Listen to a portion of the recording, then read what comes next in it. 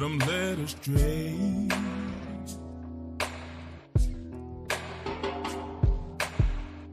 Search within, trying to find the right way.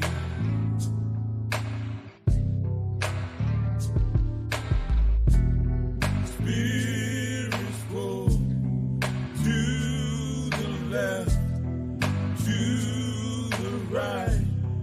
Demons fight. I walk this path as a warrior. I'm a black rose on this red road. Here we go. Oh, oh, oh, black rose on this red road. Here we go.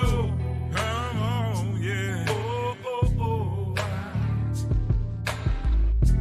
boldly, fearlessly traveling, we won't leave.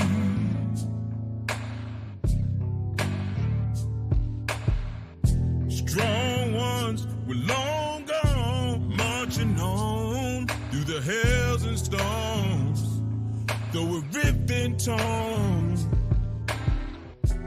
We're going home where we belong. Finally, the eye can see those order steps, the path ahead. Hold on, oh, black rose on this red road. Here we go. Here we go. Nobody knows. Hey, black rose on this red road. Here we go. Here we go. Only heaven knows. Only black rose. Oh, my brother on this red road. Oh, my sister. Here we go. Come on. Nobody knows. Come on. Black rose. Come on, yeah. On this red road. Walk with me. Here we go. Walk with me. Only heaven knows. Mother, do you hear? Father, do you hear me? When I cry, I'm a wounded warrior. When I cry,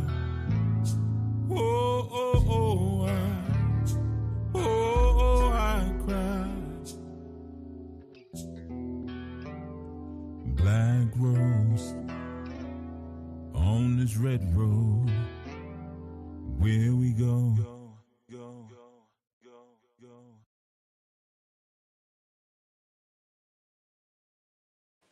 Shabbat Shalom, everyone.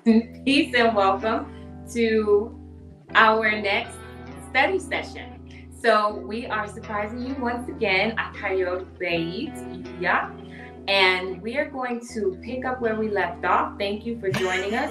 If you can hear me, y'all know what to do. Thank you for the one. So that's great. I'm glad you can hear me.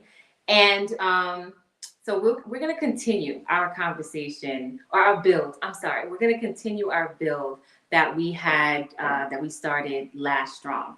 So for those of you who are new to the space, we are building. So build, as it says in the chat above, build or perish. And so the link to join the build will be put in the chat and pinned up above. So make sure that you click that link and come on board with us. And before we get started, we're going to reset our room, right? And we're going to give a summary of what the story that we're looking at. So we have been looking at Yaqub and 12 tribe. And so at the point in time that we're looking at in Bereshit, or for those of you who are not so familiar with Hebrew, Bereshit is Genesis. So we're looking at Bereshit 34, and this is the story, or one of the stories of the 12 tribes. And at this point, they're not quite 12 tribes yet, because Benjamin or Benjamin has not been born yet. So right now, we have the 11 brothers and his daughter, Yaqub's daughter, Dina. And so the story that we are going on is their time in the land of Hamor, right? So just to give a recap, they have just, Yaqub and Esau have just finished piecing it up, right? So he just finished making amends with his brother Esau for the, I don't know, is crime the right word? Or offense, the offense that he committed many, many years ago when he stole his brother's birthright, also with the help of his mother, because they decided, or she decided that she wanted to take matters into her own hands and not listen to what the Most High told her. And we have many, many stories with that as an example. Anywho, so they just pieced it up. And so now they have traveled on the road and they find themselves in the land of Salem, which is inhabited by Canaanites, and specifically next door to the land or tribe of Hamor, the Hivites. And he lives there, with his people, and his son is the prince. And Dina goes out. And she finds herself amongst the women. She intentionally goes to be among the women. She wants to watch. This is based on our build. Last time we learned, or we kind of put together, she wanted to be out in the world and see what the women of that area were doing. So the problem is, what was she doing out there uncovered and alone? She knows better. So next thing we know, Shemek, the prince of and son of the prince of this specific Canaanite tribe, and the son of Hamor.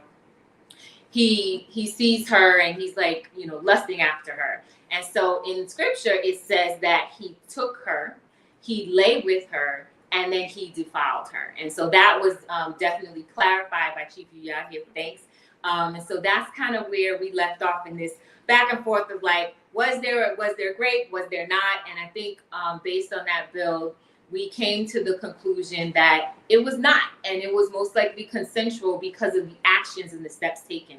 The other thing that we looked at, because this is about tribe, is how our actions can either help or hinder or hurt the tribe, whether it's an action taken in deceit, whether it's taken rashly without thought and it's more emotional, and you're not using logical sense, whether it's greed, so we looked at, how all of those things hurt. So for example, Dina was, out there uncovered. She was doing something that she had no business doing. She pretty much made herself available and put herself in the sights of the prince. Homegirl was deciding to choose up. And then we have Yaqub, who was also moving on greed. He had just finished running from a lot of spaces. He was running from Esau. He had just run from Laban. Even though he made amends with both, like he's always on the run with all of his cattle, all of his belongings, and but we see like he wants more, right? And so then we see the sons, when they find out also that their sister has been defiled, they go, they promise something in deceit. Not promise. They ask a request. They request an action from the people of Hamor as a restitution, in order for them to come together as a people, because the people of Hamor and his son Shemek were like, well, he really loves her, and he wants to marry her, and meanwhile Dina's over at Shemek's house, like she's not even with her tribe. She's like chilling like a villain someplace else where she shouldn't have even been. So they're like, well, we love her, and he felt it in his soul, and they're making all these comments. And so while Jacob holds his peace, or Yaqub holds his peace, Simeon and Levi weren't trying to hear it. So this is where we left off, that this is what has happened. And we did kind of touch on a little bit of what happened after that deceitful request was made. And so we'll read further. So we're still in Bereshit 34. So if you have not already gotten your books, please go get them and follow along. So we're going to start at 34 and 19. All right. Put your twos in the chat when you guys are ready, and I'll go ahead and start us off.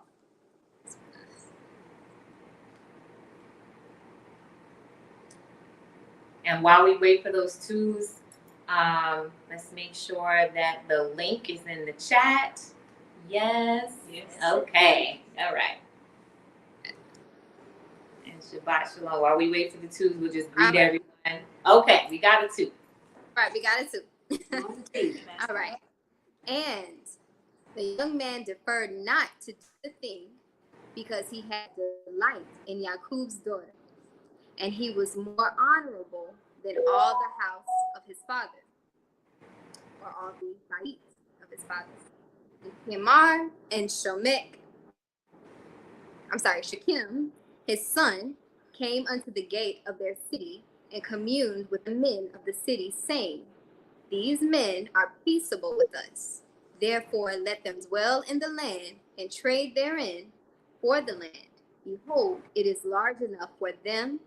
Let us take their daughters to us for wives, and let us give them our daughters. Only herein will the men consent unto us for to dwell with us, to be one people, if every male among us be circumcised, as they are circumcised. Shall not their cattle and their substance and every beast of theirs be ours? Only let us consent unto them, and they will dwell with us. And unto Hamar and unto Shechem his son hearkened all that went out of the gate of his city, and every male was circumcised, all that went out of the gate of his city. And it came to pass on the third day, when they were sore, that two of the sons of Jacob, Simeon and Levi, Dina's brethren, took each man his sword, and came upon the city boldly, and slew all the males. And they slew Hamar and Shechem his son with the edge of the sword, and took Dina out of Shechem's house, and went out. The sons of Yaakov came upon the slain and spoiled the city, because they had defiled their sister. They took their sheep and their oxen and their asses, and that which was in the city and that which was in the field, and all their wealth and all their little ones and their wives they took they captive, and spoiled even all that in the house.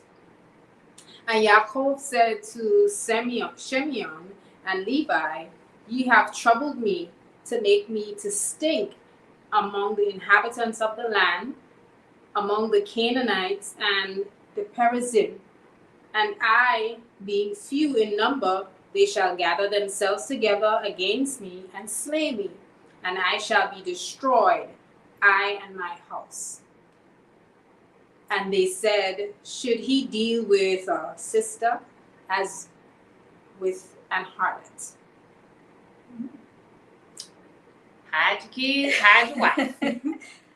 So I had to go back and reread that last line, and it says, and they said, should he deal with our sister as a harlot? So they're referring to, I'm assuming, the Canaanites, that nation, right? Sechem. Yeah, because I thought it was them asking, like, within the family, like, should we deal with her as a harlot? But no, they wasn't. Yeah. So It's almost like a rhetorical question in a sense, right? Yeah. So with that question, I do wonder, like, if anybody has an answer. Like, you can jump on the live and share. Should they? If she's been defiled and she laid down with a different nation, so should she, still be treated as a virgin or? Well, also, so while we wait for those answers, I went back and looked at like defiled, because when she took us through that succession and says, like, it is laid out very clearly what happened: took, lay, defile. So when I looked at, and so remember, like the word that's used in the scriptures is lakach, and that is take, and it is a very broad sense of take. It can mean take by force. It can mean take to marry, take to put in the house. It's very broad. So it actually does not indicate, anything sexual, actually. But we know that. Lay that's pretty clear. We do see instances of lay with in other parts of the Bible or in Scripture. When we see Tamar and Judah, or sometimes it says, and he knew her, right? When it came to defile, the word defile, what is there is tame, right? Tame. And so and I think we went over that last strong, and the tame is also like unclean. So that unclean can mean sexually, it can mean ceremonially, and it can be done by anything when we are breaking the law, statutes, and commandments as given to us, and a precept can be used based on what is in Leviticus, right? So even ceremonially, right, that can be like idolatry, like making someone unclean. So there are a number of different things that could have happened, and we don't necessarily need to speculate which one, but that defile was clearly something that people of the way were not supposed to do. Now, even though this is happening before Genesis, they still know how, Yaqub is the leader of this tribe, and he is well aware and has been given instructions of how to move and how to comport himself. And so this is where that defilement becomes so offensive, right? The other part is Yaqub, we remember, like, he held his peace until the sons got there, right? So I just wanted to put that out there. So we're looking at that, we're making sure that we're breaking down these scriptures or these verses in a way where we're looking at like the original word that was used and trying to dig into it as deeply as possible. Well, so then speaking about the original word, the version of the Hebrew scripture that I have has ana as the term being used for defile. And so what I found interesting looking at the word is that it actually means to be brought low, or to be put down, or to become low. So I know we did have some conversation about, that defiling, taking away her virginity, so to speak, and then lowering her value, right? So it makes sense when I think about, yes, the what is it? Tame. And then the other word or ka'al or verb being used is ana, meaning to lower the value of this woman. So after having taken her and now you lay with her, and to lay means to lie down, but to lay down. But it also indicates like sexual relations, right? So yeah, I just think it interesting because the Hebrew words are actually pointing to not just the act, but also how, like, there's a social implication too, right? And a cultural implication, because now we have this woman who was protected and guarded, and her virginity was guarded, I think, all this time, and now that's lost. So that's something that's a value that Yaakov will never be able to recover. That's so interesting, because you said defile means ana in Hebrew, and the word harlot means zana in Hebrew. So I'm like, okay, it's kind of like a connection there. And zana means to commit fornication, to commit adultery, to be a co-prostitute, or to be unfaithful to Yah. So I like underlined the unfaithfulness to Yah, and I looked at some precepts as it relates to a harlot and how it was described and defined. In Genesis 38:24, it said, it came to pass about 3 months after that it was told Judah, saying, Tamar thy daughter in law had played the harlot, and also behold, she's with child by whoredom. And then also, but more importantly, what I want to share is the verse in 1 Chronicles 5:25. And they transgressed against the God of their fathers and went a whoring after the gods of the people of the land whom God destroyed before them. And Exodus 34:14, I'm going to read Exodus 34:15. Lest thou make a covenant with the inhabitants of the land, and they go a whoring after their gods, and do sacrifice unto their gods, and one call thee, and thou eat of his sacrifice. So it seems like when it's using the word harlot, or that it's an unfaithfulness in aligning themselves with another God instead of being faithful to the Most High Yah. Mhm. So I guess going back and looking at that question, and they said, should he deal with our sister as with an harlot, as someone who is unfaithful? You know, like that's how I looked at it, like, okay. And that's also a sort of defilement as well, messing around with other gods. Yeah. Oh, sorry. Go ahead. Trying to jump on in there. I think about like when you said like should we allow him to deal with her as if she is a harlot, and I just think about the fact that that law had to be made. Like, you are not supposed to be with other Elohims. You're not supposed to basically commit adultery, and it's known like Israel is an adulterous group of people. So it's almost like what happened is almost like, okay, wouldn't you just expect that to happen? Wouldn't you just have expected her to do that because it's in the nature of Israel to be that way? I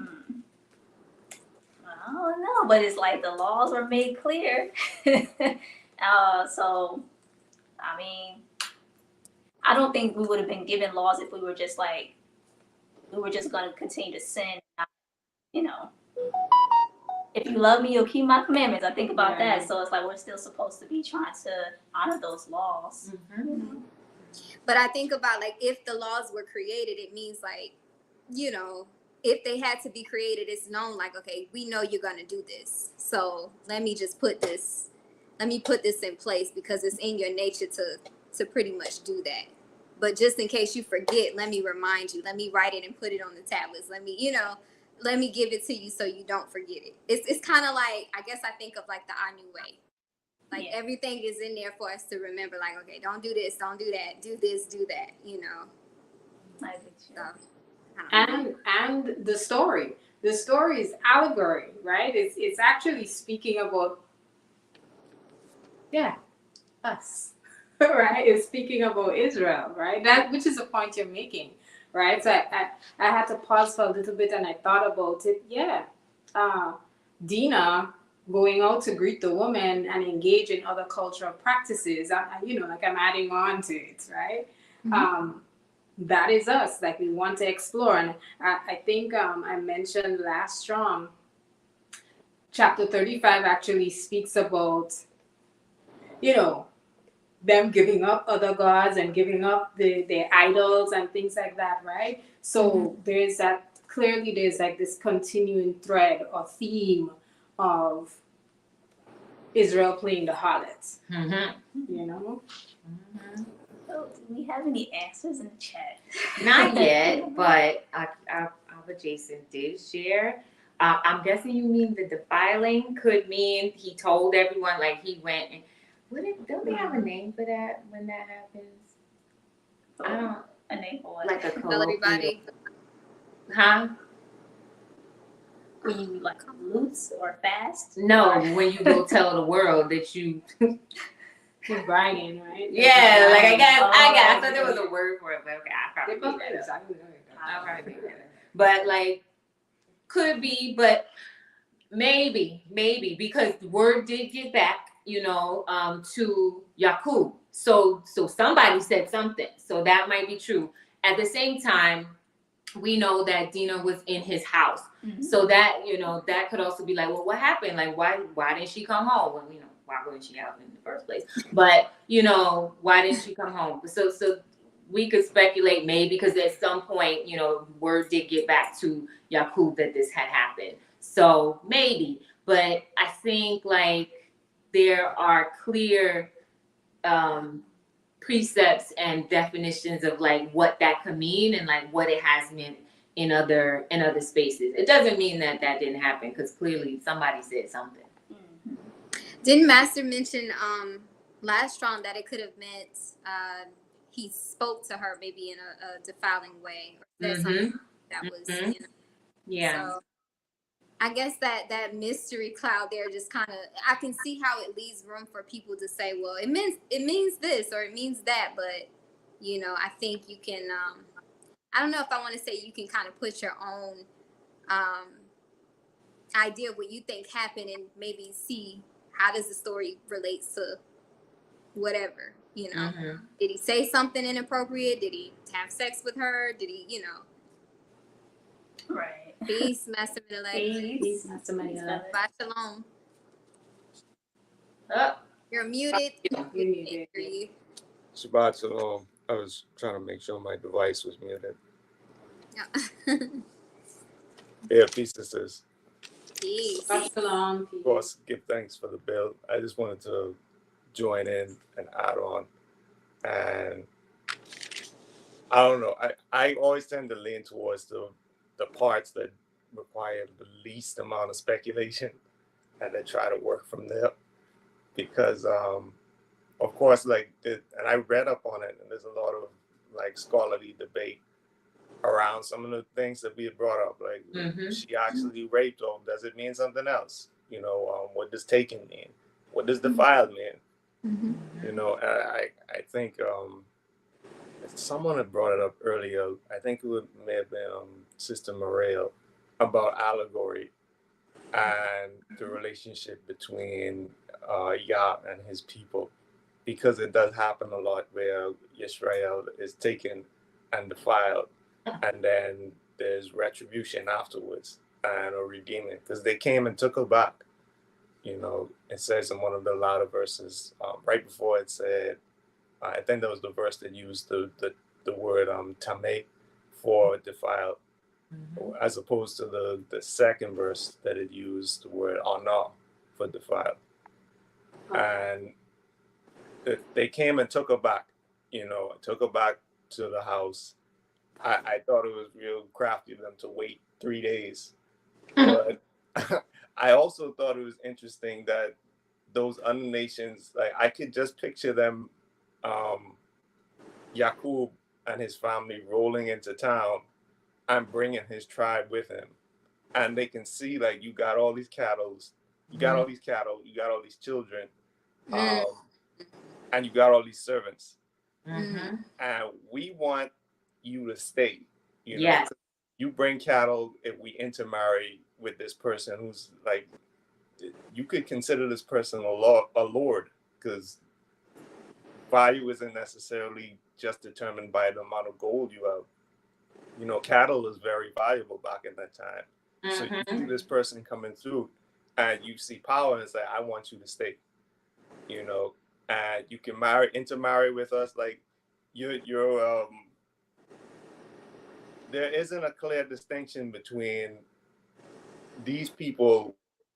You're not a special people. You came in, you got some stuff, but ultimately I'm going to look at you the way I'm looking at everybody else, and I'm going to approach you the way I approach everybody else.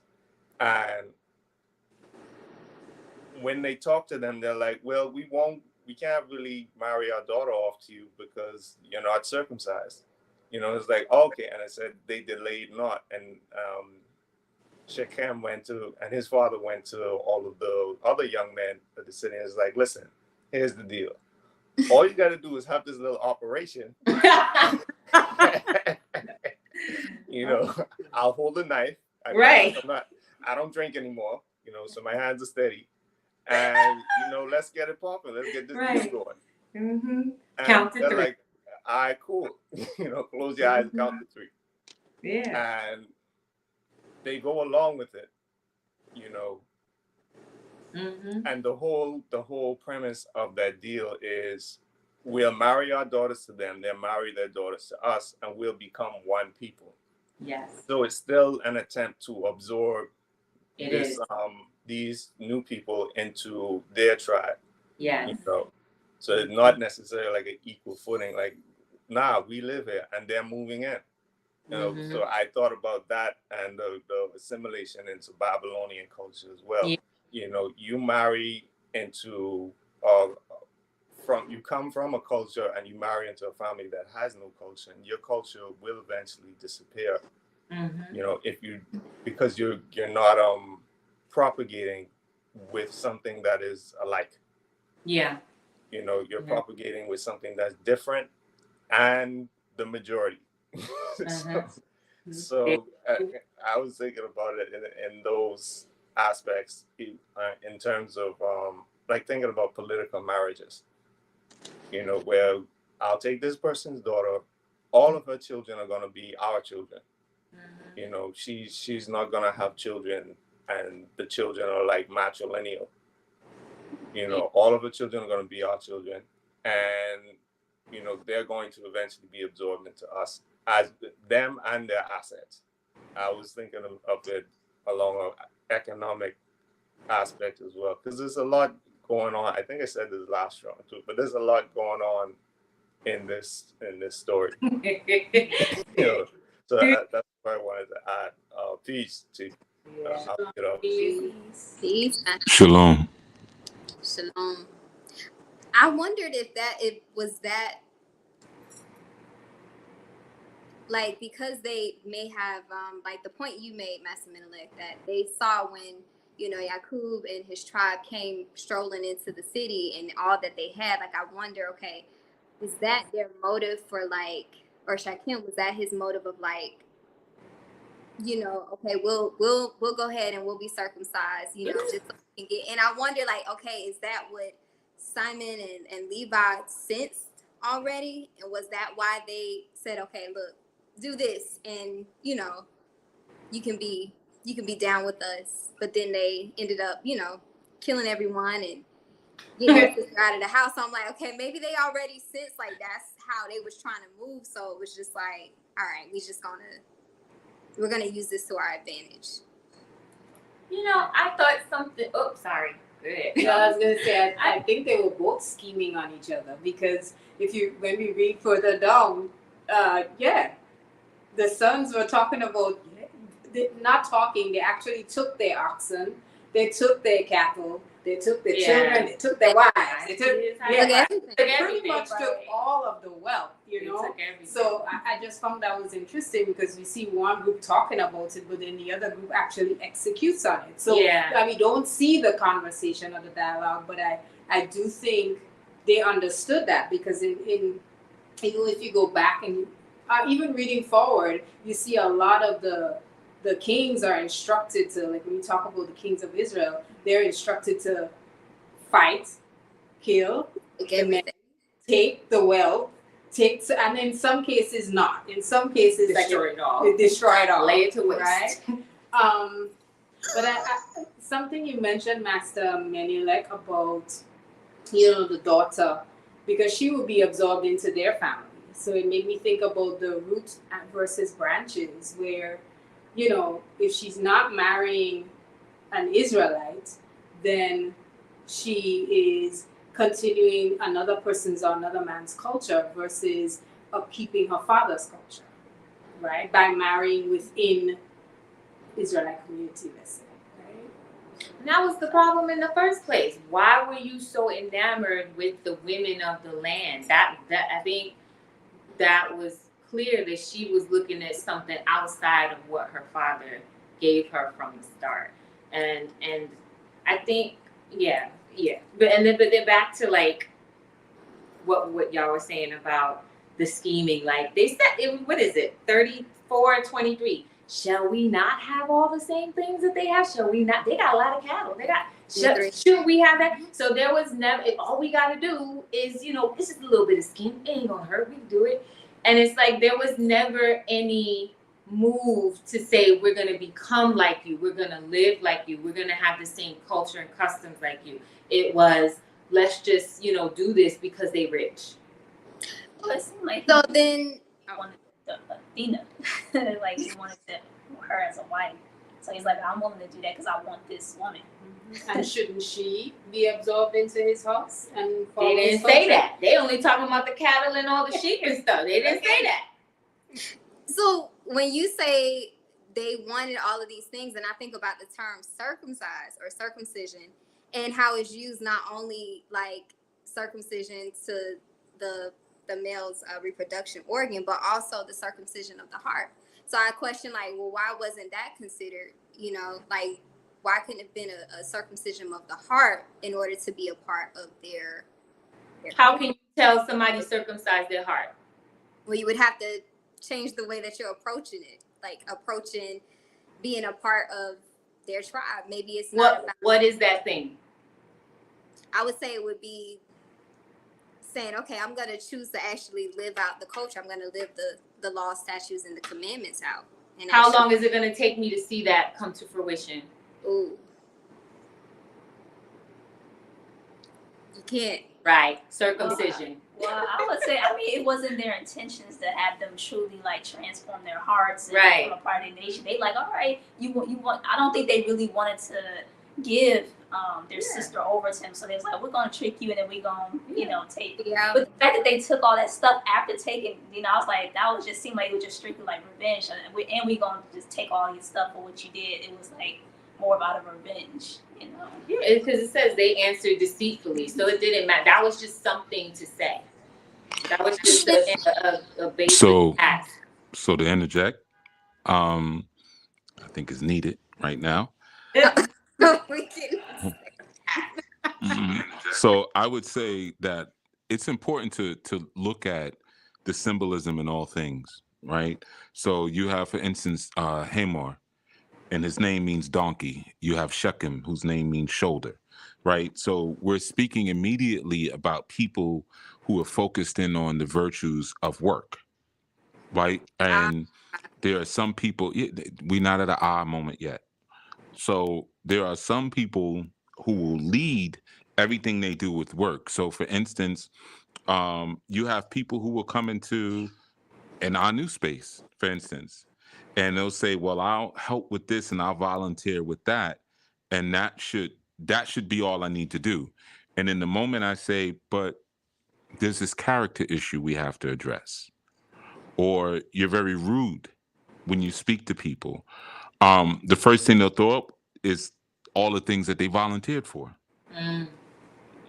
Because in their mind or in their sick, decrepit spirit, it's the work itself that will allow me to get into the kingdom.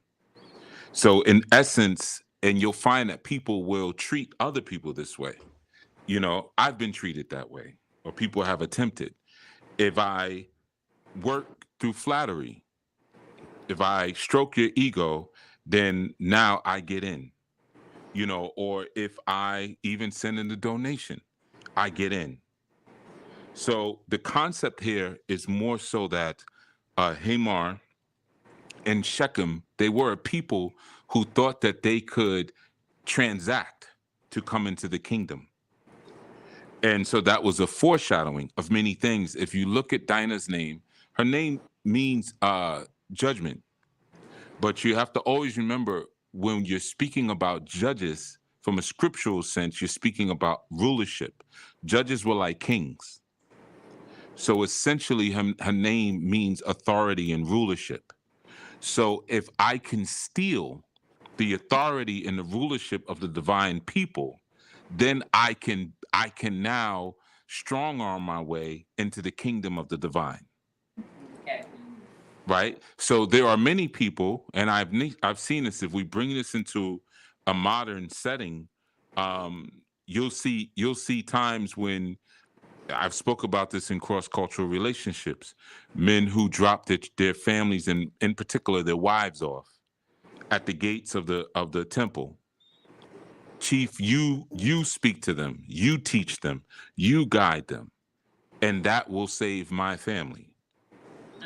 But if the man is the head of the family and the head is corrupted and rotten and lazy and ignorant and has no self-control and has no strength and has no power and ultimately has no testosterone and no connection to the creator, you are destroying those who are underneath you.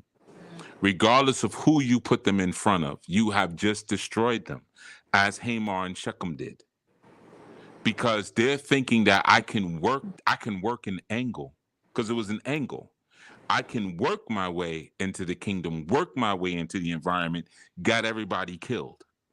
So ultimately what it means is when you try to force yourself into the presence of the Almighty, you're going to get killed. You can't strong arm the Almighty into listening to you. This ain't Jacob wrestling with an angel, which I really believe was an apparition and a figment of his own imagination. But you're not gonna wrestle Elohim and say, now you're gonna get me into the kingdom. No, I'm gonna kill you for even thinking that you can try to violate me like that. When we look at Acts 8 and 18, we speak about when Simon, the drug dealer, when he said, hey, he goes to Peter and says, let me buy the Holy Spirit. Let me buy the Ruach HaKodesh. Again, another form of let me work my way into this. And Peter says, your silver is going to perish with you. You see? So you try to buy your way into this, you're going to die. It doesn't work that way.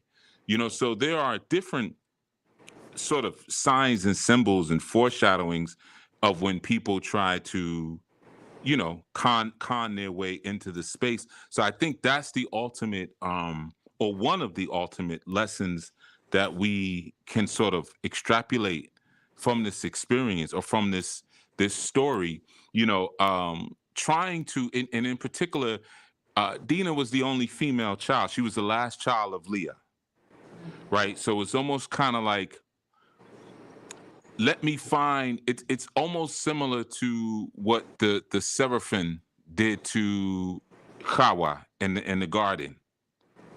Let me get the last born female, probably a weaker mind, who's roaming around where she has no business, and let me have this conversation with her on the side so I can establish my own kingdom.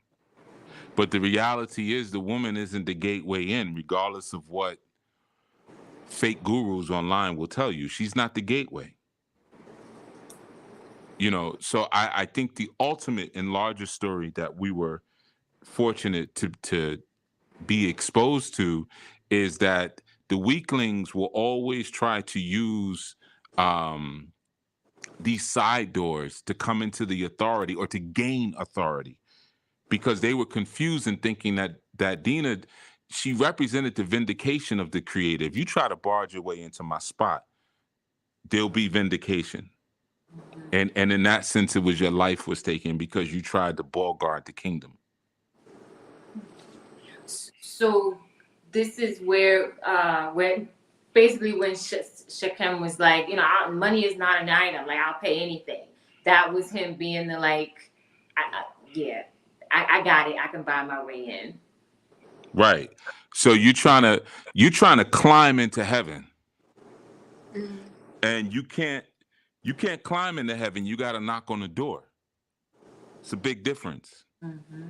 There's scriptures that tell you to knock on the door. If you knock on the door, you'll be answered. But there's no climbing.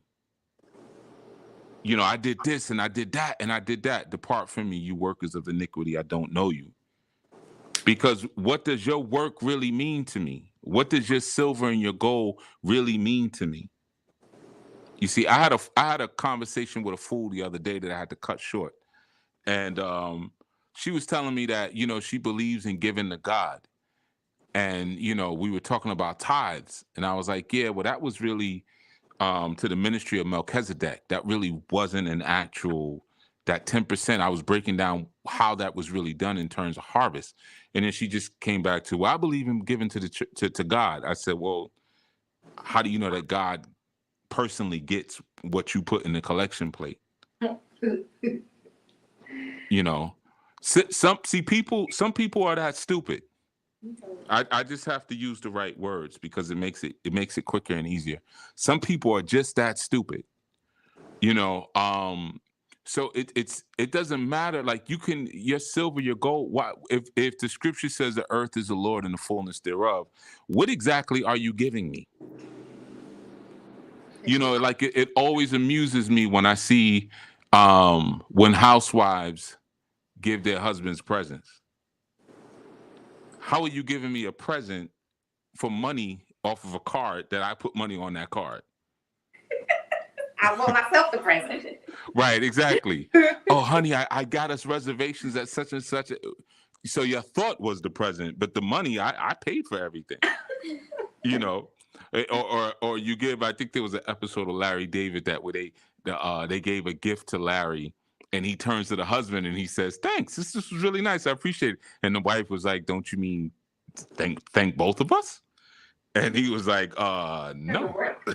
He was like, you don't work. So yeah, obviously it came from him, you know. But that's a reality of it, you know. So again, you read Matthew 7:8. For everyone who asks a question, and the one who seeks finds, and the one who knocks, it will be open.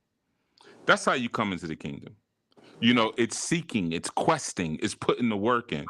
And as far as the covering, I know I'm going in on this, but it's for a real reason. Matter of fact, I'm just going to say the reason. Because I'm looking at you sisters going on the scriptures. Thank you, and thank you, Abba Derek. Let me read a couple here. You know, I know you read Abba Jason's, Abba Derek, and thank you, Master Menelek, for coming through as well. Abba Derek said, every time someone comes at you with, all you got to do is, quote unquote, just run. And he says, it sounds to me like Yaqub probably had it all planned from the start. He could have probably sent scouts into the land to collect intel, then use his daughters as bait. Your character will eventually show your work. Right. See, that's a man talking. Where's the other men? So I'm here, Menelek, Abba Derek, Abba Jason. See, so when I think about the story, I think about how women went out uncovered. You see, and when we look at modern times, we have so many guys who hide behind the skirts of their women. And, you know, they're raised oftentimes by these very masculine mothers, horrible people, horrible, terrible people, terrible, because they destroy whole communities with their masculinity, their toxic masculinity. They destroy entire communities. They create gangs out of their toxic masculinity. They fuel vice lords and Bloods and Crips and GDs. They fuel them, you know, because of their sick thinking. And they impart that sick, aggressive, violent emotionalism into their boys and that Jezebel spirit into their daughters.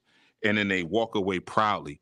So now when we have an experience like this, you got these very weak males that are very comfortable with seeing 4 women go in on scriptures and not come through to show a presence.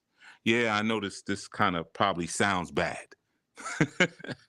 and I know how people are going to take it, but I don't care. I don't care. You know, it has to be spoken to. You know, because too many people are that's why I put that in the beginning of the bill. Participate and build or perish. Because this is an example of it, right? So there are people who will sit on the sideline, especially males. Like, I think that's very gray of you. It's very gray to sit back and watch females work. It's gray. It's about as gray as being a male and you have another male who comes to your house to fix something inside the house, and your wife is over there talking to them and you laying in the bed. That's gray as hell. That is so gray. Or you have a shade tree mechanic and he comes over to the house to work on a car for you, and you're not out in the driveway with him. Even if it's just passing him a cold brew. Very gray. You know, so there's a culture that, you know, we can learn a lot about manhood and about womanhood by reading these stories. And it's not just the reaction of the brothers that teaches us something about malehood, because in fact, that was a weak reaction. So you tried to overcompensate because you weren't holding it down in the beginning. You let your young sister, your youngest sister, go wandering out like an idiot, like so many young girls do. And now you wanna come and shed blood when her name means authority and judgment and vindication. Why don't you let the Elohim handle the retribution? You don't want to do that. You want to do it yourself. You see, because you're trying to overcompensate. It's like a guy who gets a bunch of tattoos because he never had any fights when he was young. That's where all that tattoo on the face, tattoo on the neck, tattoo. That's where all that tattoo. Yeah, that's where that culture comes from. So you can look tough and cover up the fact that you don't have any muscularity. You got one for every fight you lost. Exactly. another tattoo tear under the eye.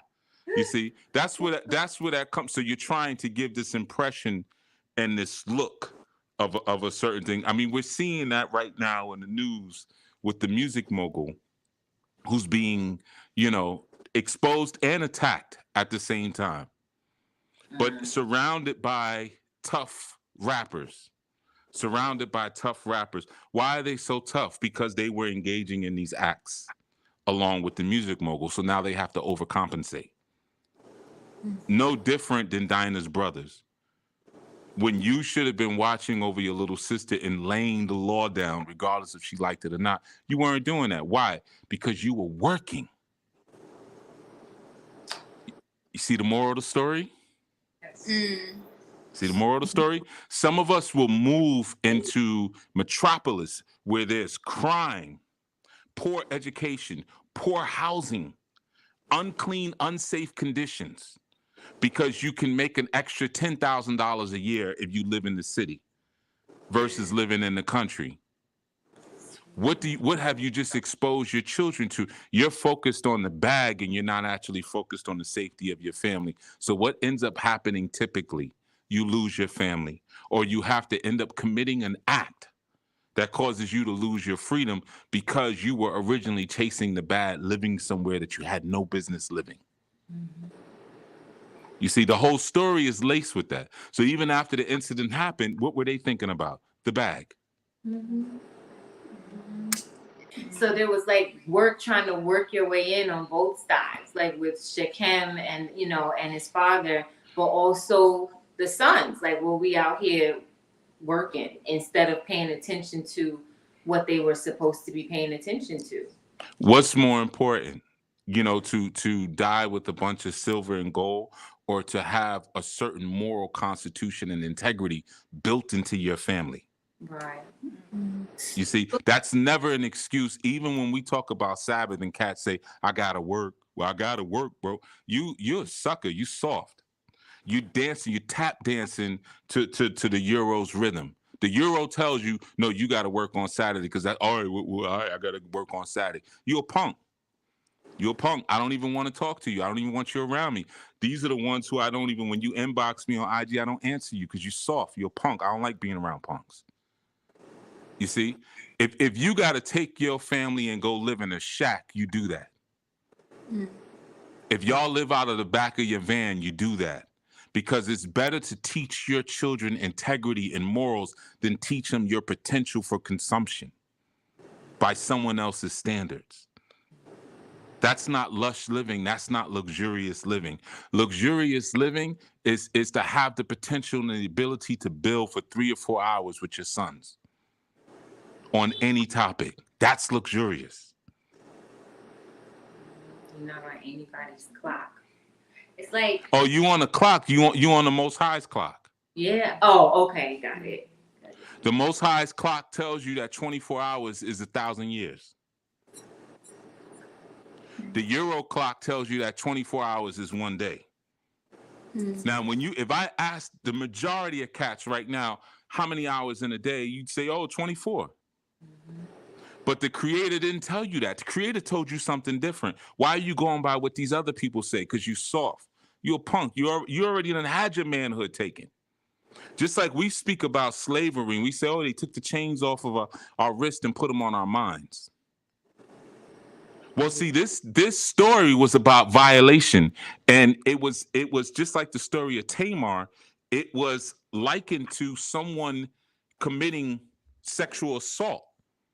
That was likened to someone trying to sexually assault their way into the kingdom. Some of you don't realize that you're walking around already with the ding dong hanging out of your behind. Energetically. You have had this other man come and screw you and dominate you, which was always acceptable in Greco-Roman society. See, people talk about, I talk about how they were dissexuals. Yes, they were dissexuals, but it was much more honorable to be the conqueror. And that's where that sense of sexual conquest came in. It came in from those Greco-Romans. Or you had the knights and the pages. The knights would always jump on top of the pages would be the bottoms. The samurais did the same thing. They had another form of page. The page would be the bottom. Samurai would be banging them out. The knights would be banging out their pages. It was always, so even now, when they would lay with the woman, now it was about conquest, destroying her. I gotta beat those guts. I'm a cut, I'm a smash. You know, all of these different ideas based around conquest. So now if you're approaching an original woman with the ideology of a Johnny-come-lately and his sick desire to conquest because the earth has already conquested him, then who's inside of your butthole while you trying to run up in her already? He's already conquested you.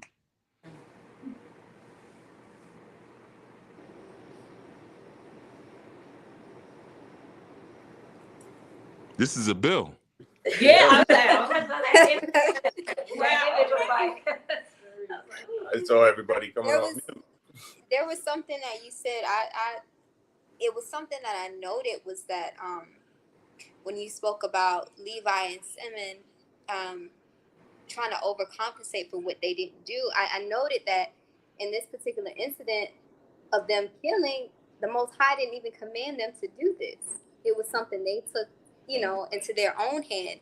And then I wondered, why is it that in chapter 35, yet and still the Most High, told them to go back into, what was it, Baalil, and to make an altar. But I just thought that was interesting. Like, he didn't tell them to do that. They did it on their own, but yet and still he still, looked out for them in a sense. Well, you got to look at, again, it's all codes. Levi means to join or to connect or to put together. Simeon or Simeon means to hear or to listen, right? If you're listening, and first of all,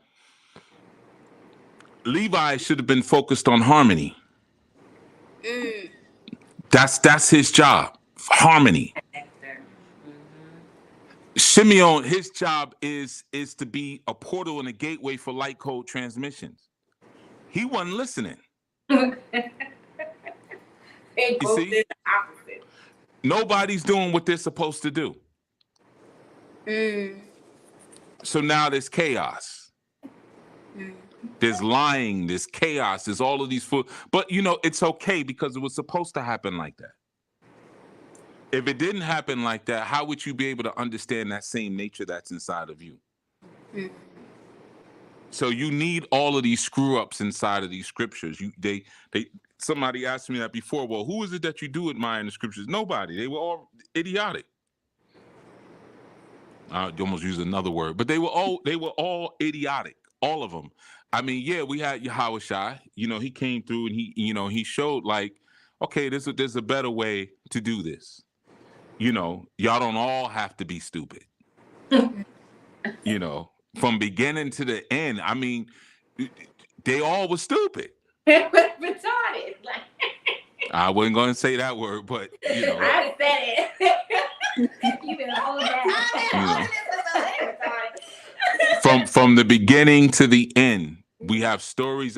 So we get to see whatever it is that you're doing, because that's why a lot of times people they keep their mouth shut and they don't seek out therapy at the level that they should, because sometimes people are so egotistical. They have this thing in their imagination that their problems are so unique and are so new that no one could possibly have any compassion for them because they've never seen anything like this.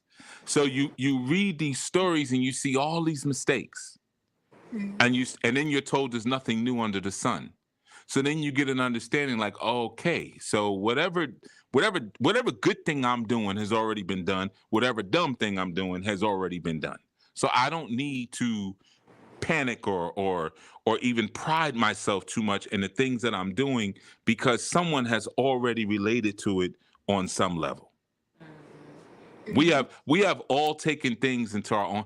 I mean, you hear these corny preachers talking about that. Now I'm a Christian. Now that. Been saved for 20 years. But But you come mess with my family, you're going to see another side of pastor. You know, and everybody will clap and cheer because people are stupid like that. People always applaud their downfall. They just love to do that, right? You know, instead of if somebody comes and messes with my family, let's go to the scripture that deals with that. When am I going to turn the other cheek? Or what kind of covering am I? You know, when do I blame myself because somebody came and messed with my family? How'd they even get that close to my family? Yeah. Where was the hedge? Right. Where was the hedge that I was supposed to put around my family? Were my children mingling with unbelievers like Dina was? Yeah. Which now put everyone at risk.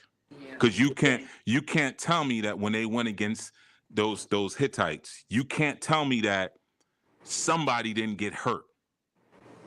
Yeah. You're gonna tell me that every Hittite was soft? Not one Hittite knew how to fight. There was no Kimbo Slice Hittite. They were all just soft. Well, Even they was fresh off circumcision, so. So what? got him hurt. He was like, yo, like y'all did something that's probably gonna cause them to come after me. So he knew, like, nah, this ain't it. This ain't over. Like, we might have got him at a week time, but you know, running. They're liable to come back. Right. But here's the other thing. Again, it's all works of the flesh. Because what did the Hittites believe? Well, if I cut my ding, then I can get into the kingdom. I could get in. So it's all, see, so it's the same thing. Dina represents the pure feminine authority. You know when you hear these fake gurus talking about I'm in my divine feminine, ain't none of them are, because if you were, you wouldn't even say it. You know, no one who's really, because what's not divine? It's all divine, right? And if you're a woman, then my assumption is that you're feminine. So what do you have? I don't have to say I'm in my divine masculine, because if I'm not in my divine masculine, at times I turn out, what am I doing at those times? You know what I'm saying? So I'm always divine. I came out of my mama's bush divine. When I transition and lose control of my bowels at that last breath and I die and my bowels empty out, those are going to be divine doodles. Everything about me is divine. Hey, y'all can save those. Smoke them. You know, turn them into ash and smoke them. You know, put them in your pipe and smoke them. So this is what I'm saying. Everything is divine and masculine. Come on, man. I've been that. You know, I came out the womb with a beard. So that part is already done. So we don't have to claim on that. So Dina represented the purity of that in the feminine sense. She represented the purity of that. So he was trying to sexually assault spirit. Because that's what Dina represented. If she represented Allah's judgment or Allah's vindication, she was spirit. She was pure. And then he says, okay, let me defile the purity of spirit. This is like what I told you what a lot of occultists do when they call an angel in a room and then commit a defiling act. They'll call an angel in a room and then lay with an animal, you know, or unalive an animal, or lay with a child, or they'll have two men conduct a positive polarity ritual inside of each other in front of the angel. You know, this is a common, I guarantee you it's happening right now. Guarantee you. I have been in so many Wicca circles. I could tell y'all some stories. I've been in almost every occult kind of circle that you can imagine. From Thelemic magic, from Solomonic magic, the Church of Satan. I've worked with a lot of people who were under the Anton Levy sort of thinking, you know, what's all that noise in the background? So, bunch of click clacking, you know, like 2 Chainz. So the thing is, so they defiled her because she represented the pure authority of feminine spirit. So they said, we can use flesh to gain control over this. We can use flesh to own this. So when they were like, yeah, cut your Johnson, you know, do a remix on your Johnson, They were like, okay, yeah, because that's how you get on. You get on through work. You remember, one's name means shoulder. One's name means donkey. These are both things that you carry burdens with. You see? Mm-hmm. So I cut up my dingalang, and now I'm in the kingdom, because it's the flesh, it's the works of the flesh that will get me into the kingdom of the astral planes. In that instance, Dina now became the queen of these defiled people, because she's the most purest thing in that space. She was like when Tupac went to death row. This pure boy who just wanted to write poems about roses growing from concrete and act in films and stuff like that. And then he gets around these people who defile him, got him walking around thinking that he was something that he wasn't. So that they could gain access to all those who he had authority over. That makes me think when you talk about like the eye is elsewhere, like the eye, it seems that the eye is on the wrong bag. The real bag should be the family. It depends on who you are. Okay, like who your tribe is, and like what you do truth. It could be Cosa Nostra. Well, it depends on if you're a man or a woman. I don't need my woman's eye on the family. I need my woman's eye on my children. My eye is on the family. Okay. And I'm the Simeon of this space. I'm listening. You see, so she don't even say, well, I had a dream last night and the Lord told, shut up. You don't shut up and go put my stuff in the doggone dryer. Okay, I hear the buzzer going off on the washer. Okay, because I'm listening. You focus on those children. You see, so it depends on what you are and who you are. Now, of course, we live in a time that speaks against that. But who's speaking against it, and who are they speaking to? See, there was a morality in the story, because you think about it, you only listen to Babylon because Babylon gives you free sandwiches. Wait. Yeah, I thought about that being some more shiny things, or something else. Like, what has you like not honoring the Sabbath? Something shiny out there, you're realizing something. I want a sandwich. Exactly. Babylon gives me a free sandwich, so that's who I listen to. So therefore, you will perish with your silver and your gold. Yeah. How many are really running head first and strong into the concepts of mirroring what is above? What is above is kingdoms and systems. How many guys actually have a kingdom and system? And, when I get those blank faces, it honestly, and I'm not saying anybody on the chat now, I'm saying in general, it makes me sick to my damn stomach. Like, I have learned to really appreciate when Yahushua said the lukewarm, he spits up in his mouth and regurgitates so much he can't stand it. And I feel the exact same way. Makes me sick. What kind of male are you? I mean, with women, it's a different thing, because it's like sometimes you just gotta, hey, we going this way. Come on, let's go. And they're usually okay with that, because they know on their own they make the dumbest decisions anyway. They're not built for decision making. But when you got a guy that's sitting there and I don't know. Man, you need to go over to RuPaul's channel. That's where you belong. You need to go and see if you can get in that evidence room and get some of that baby oil, because they're going to have sales. They got an extra 1,000 bottles of baby oil that they're going to have sales on. You need to go get some of that baby oil and go over to RuPaul, because that's all you good for at this point.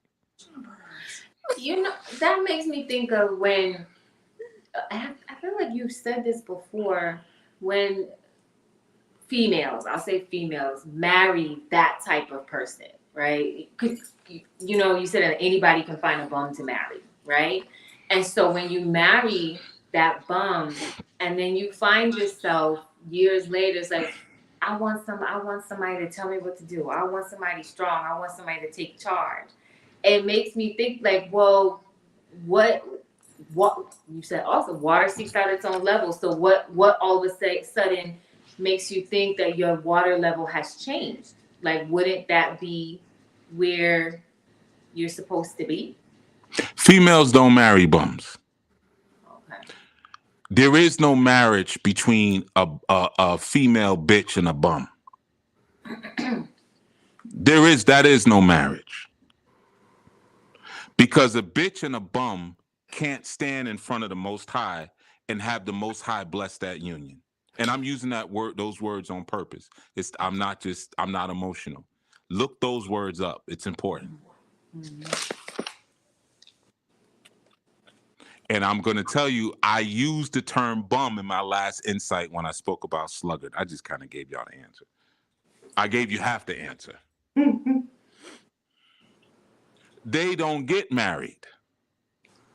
If you have children, if you have a 8-year-old son, and an 8-year-old son has a playmate down the street, a little 7 or 9-year or 8-year-old girl, and they come to the house one day and say, "Oh, we want to get married. We want you to hold a marriage ceremony, wedding ceremony for us."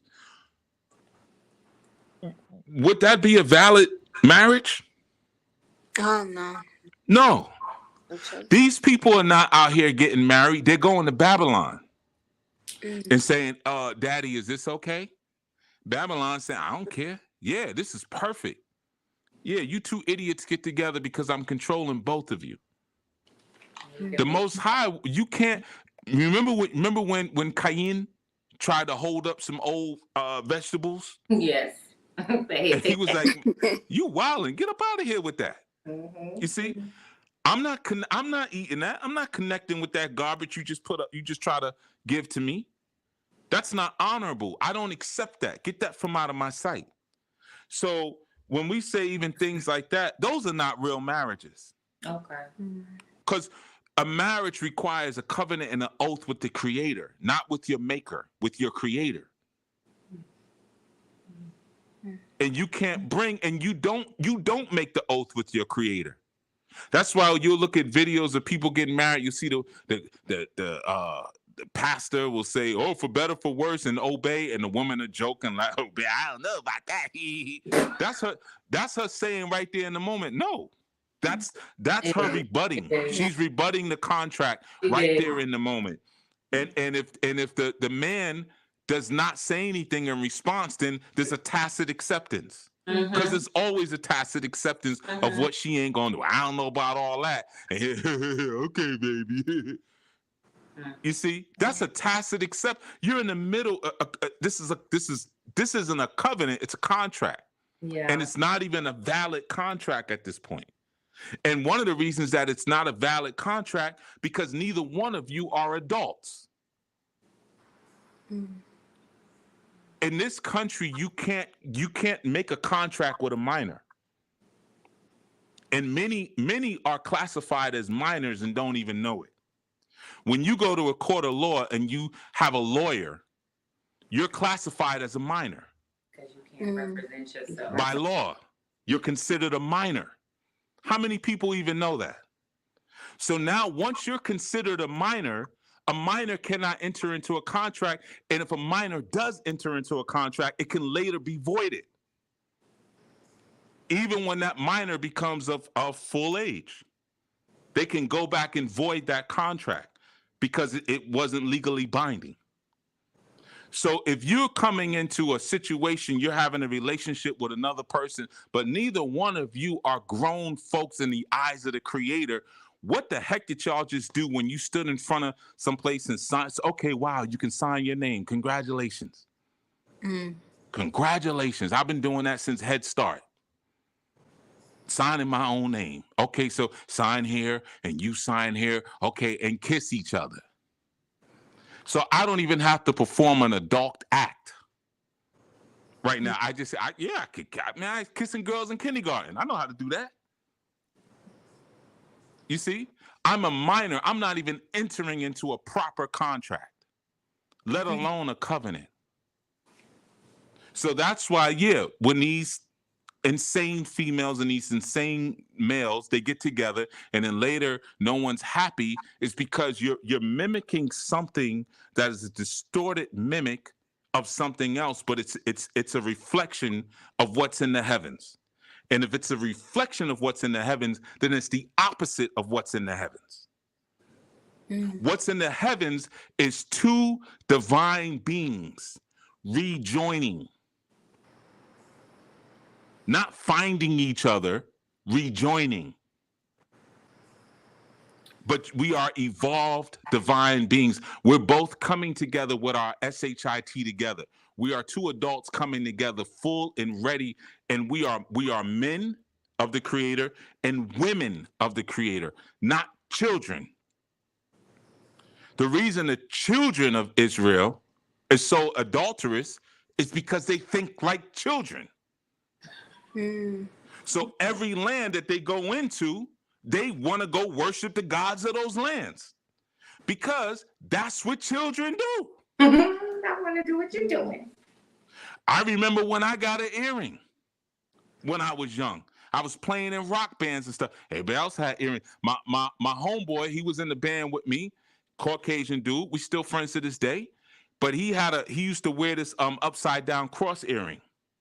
Now I knew I couldn't do that. That wasn't gonna happen. But I'm like, I could probably at least get a stud in my ear. You look in my ear today, you would never know I had an earring at one point because that joint didn't last 2 hours. Snatched it out. Like you Yep. get it out. Didn't last snatched 2 out? hours. Who snatched it out? Yeah, long story. Let's just say I come from a very violent family. I'm gonna say, were you under duress? Once.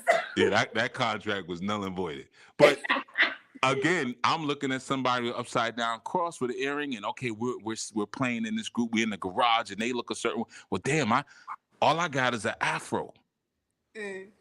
My hair don't go up and down when they head bang their head up and down. Their hair is flying all over the place. Mine isn't going anywhere.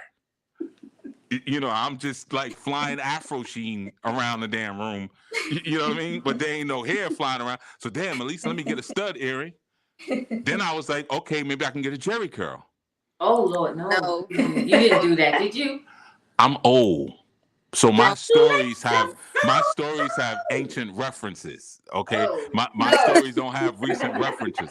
So I'm like, if I get the jerry curl, at least when I'm playing on stage, my hair will move. There'll be some movement. All I got is this shag. Shags don't move. You see? Yeah, I had a shag with a part on the side. We're going back that far. Yeah, I was doing it. I was doing it up real big. You see? So this is what I'm saying, but I became enamored with the gods of the land. You see, I became enamored with that because I was a child. So imagine with that kind of thinking, I say I want to get married. It's not a valid marriage. I'm a child. Not until I'm standing on my square and I'm an adult man of Yah, an original man. Now I can go out and start making real contracts. I'm standing perpendicular to the square. I'm not still mentally dead, laying in my coffin. Y'all got motorcycles going on by. Y'all live in the ghetto. So yeah. No, that was. Sorry. Mm-hmm. Yeah, I was thinking about the morality piece in the whole situation and what each party had used. Like you can see with the Hittites, they used diplomacy. Well, first they took what they wanted, and then they used diplomacy afterwards to try to get more. And with Yaqub's son, they had used violence, but it was like compensation, like you were saying. With Yaqub, it's like I don't know, it's like a silent scheming. It's like an intrigue. And then afterwards he came back and he scolded his sons, but he was talking about what they did to his name. Not you defile the name of the Most High or the Most High's people, or y'all didn't tell me nothing, so I didn't tell y'all nothing, so how y'all moving? It was, you're going to cause my name to stink among the inhabitants. Not even y'all killed all those people. Y'all making me look bad. You know, so even with the where everyone's heart was at being shown clearly. I totally agree. Hey man, you other brothers better jump in. Ain't nobody slowing down for y'all. We ain't I'm slowing it sorry. down. It seemed like what Master Menelik was saying when you like tying that to character, and like I think about when I don't know what episode it was, but Master, you kind of broke down like character is something you could put a stamp in, and it is what it is, and I feel like Yeah, I broke that down like 10 years ago. That's That's old, Chief Yuya. That's no gray hair, Chief Yuya. You got different eras of Chief No Yuya. gray hair.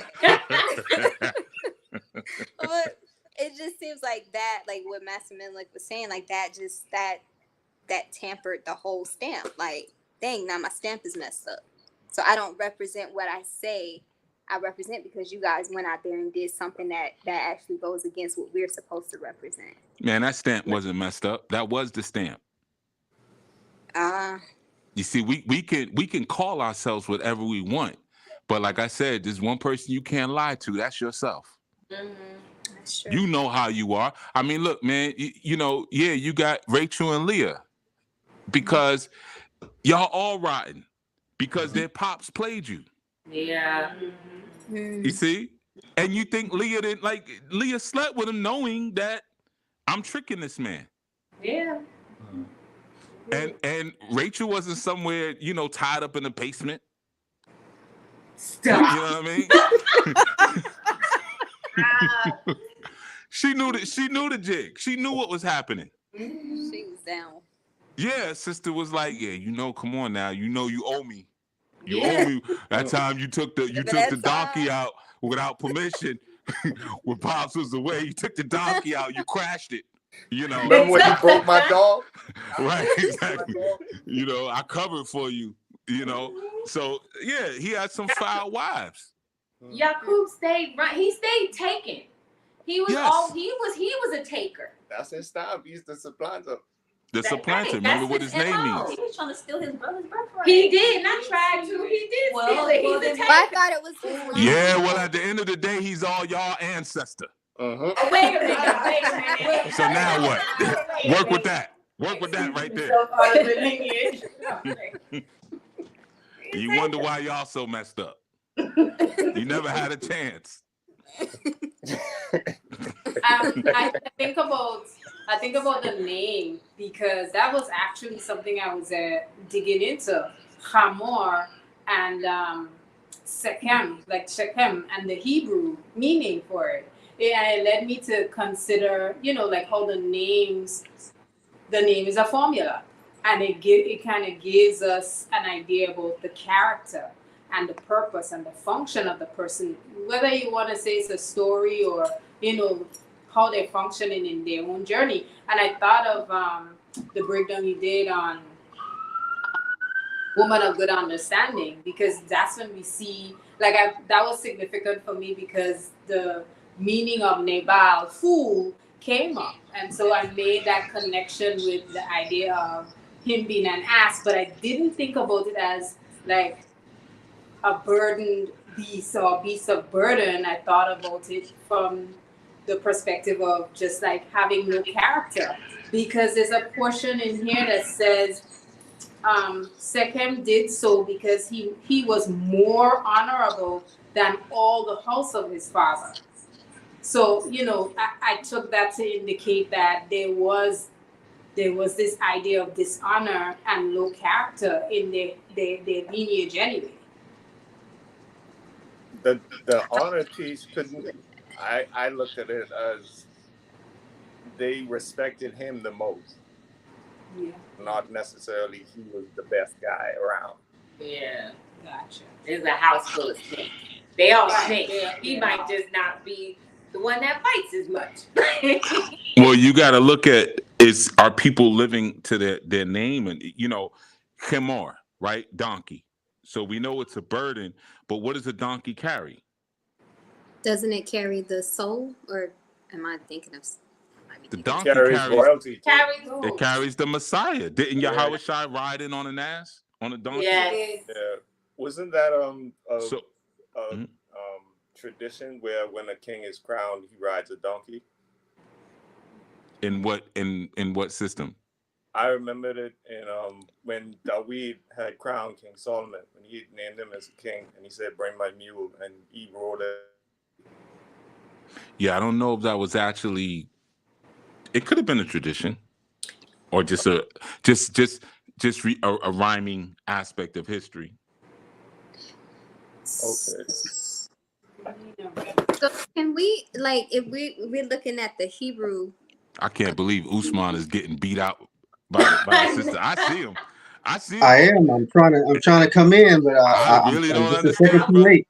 You a martial artist, brother. I really don't understand how you not finding your place to place your shot. I really don't get it now. Well, you know, You ain't been I'm training. enjoying the build. I'm learning so much, so it's kind of hard to come in and build when you're constantly absorbing and learning with the build as much as I am. So, but the questions that I had was way back when they were discussing about how what Jacob and not Jacob Simeon, what Simeon and Levi did.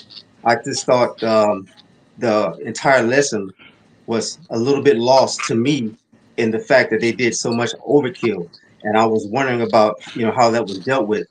But as the build went on, the sisters and Master Minilek, and then also you, Chief, started to address that. So that question was kind of answered as the bill proceeded. So now I'm just really just enjoying the learning process. Well, one of the things to think about is that I have said this before too. We have way too much respect for human life, and sometimes we don't realize that when we're reading some of these ancient stories, that the proper perspective for human life is put in place. So we'll be like, oh, this one did this one bad and they got wiped out of this. Man, that's so horrible, based on whose understanding or whose standards. But we value human life so much that we spend millions of dollars to preserve people who should probably be given an opportunity to leave and come back and try again. Yeah, see that concept alone again is a new introduction into how I should look at things, because I was really stuck on that for a minute. Like, okay, I get the lesson, or I get the teaching about how important it is not to try to buy your way in the heavens per se, or not Mhm. to try to just be deceitful in your intent when you're dealing with the kingdom or even your own divinity. But I was stuck on the fact that what quote unquote innocents were sacrificed in order for that point to be proven. Um, and I was just, again, it might be my immaturity in understanding the totality of what the scriptures are meant to convey, but that's just where I was stuck for a minute. But again, now I'm looking at it in a new perspective. And these things, they don't come lightly. When you learn things that open your vision so wide, it's for me, as the person I am, it takes a lot of my attention to sit back and go, okay, now I have to introduce this new concept into how I look at things. That's just how expansive the teachings are. These are old concepts. How did Hannibal Barker die? He suicide. Right. He killed himself. But how often do we talk about how he died? I do. Not often. Not Right, often, not because I didn't often. even know he died that way. We talk about the elephants, and coming through the swamps, and I talk about how he lost his eye coming through the swamp, mosquito got in his eye, and stuff like that. But yeah, the Romans, tried to run a flim flam on him. And he was like, instead of letting y'all take me, they basically had him like cornered off. He couldn't, there was no escape. So he was like, instead of letting y'all take me, I'm gonna take myself. And he took himself out. Right. So But we don't really care as much about that as we care about the larger story of what he was able to do. You know, so we have been having this understanding of a hero's death or fulfilling purpose being way more important than, you know, the expiration of your human reality. We've known that for a long time. But when you now grow up inside of a system where you have soulless people who are writing your books of philosophy, you start to take on their philosophy. So you start to have the same perception surrounding human life, and going back to this story, the importance of the flesh, like they do. You see? So they ran through the Hittites because they was like, you know what, your flesh is rotten. Let me do you a favor. For me, it's like, I don't know, if we running on Hittites, it's like, well, we're gonna end up having to fight these people anyway. Later on down the line, I mean, true, as well doing that. You know? Right. It just seems like, you know, the plot was emotional and it wasn't as strategic and done wisely. Like, it seemed like when Sechem was talking, it was like, these dudes are really trying to do wisely with y'all at the beginning because they see what could happen. Like, it's like, you know, Leto be Joe Clark. You treat them like animals. That's exactly how they'll behave. You know what I'm talking about? And it's like, yeah, you know, if you don't protect the gates and build the garrison, hey, you know, you'll get sacked. You know what I'm talking about, or seized upon. It's like when since you talked about Hannibal, it's like when Caesar was in Gaul and he was facing Vercingetorix and they had this big castle and they were seizing upon Caesar. All he did was, hey, yo, I'm gonna build a big, you know, trench and a big garrison in the fort. Y'all gonna have to come to me and I'm just gonna stay in my fort. Why? Right. I'm not gonna siege you, you know. Right. Who can play that game? And on top of that, you're not gonna get any supplies because I'm gonna win. You know what I'm talking about? So yeah, we get, you know, free biscuits and government cheese and all these free things, you know, from you know, Babylon. I like to say Rome just because it same thing. Yeah, it's same thing. I like to say Rome, you know, because, you know, they give you bread and games, man, and you know, you fall for it, you know, and it keeps you asleep. You know what I'm talking about? Where you don't have the courage and maybe the desire to do those strong things, like, you know, box. You know, you do see a lot of guys with tattoos. It's like, and I see them be like, hey, yo, all y'all ain't been to prison, so I don't know why y'all got all them dang tattoos. Prison and using prison style tattoos. Right, you got prison style tattoos at that. Exactly. Like, I know all y'all ain't been to prison, you know, but it's just not that. It's like the nomadic or the rough and tumble of madness that gets beaten out of you, or, you know, other things out of you when you take those things. You know what I'm talking about? So man, I totally, you know, get what you're talking about, because yo, you was talking about his death. It's like, man, he died at the same place as dang on where he's buried. Our person one who fought at Massacre was buried at the same place he was. It was like, for real? When I found that, I was like, and not only that, you know, Rome didn't, you know, parade his body or anything. But I mean, go ahead, I'm done. The sisters didn't know what you was talking about. Oh, well, okay. I can explain it, but now it'll take too long. I'm sorry. See, that's our job.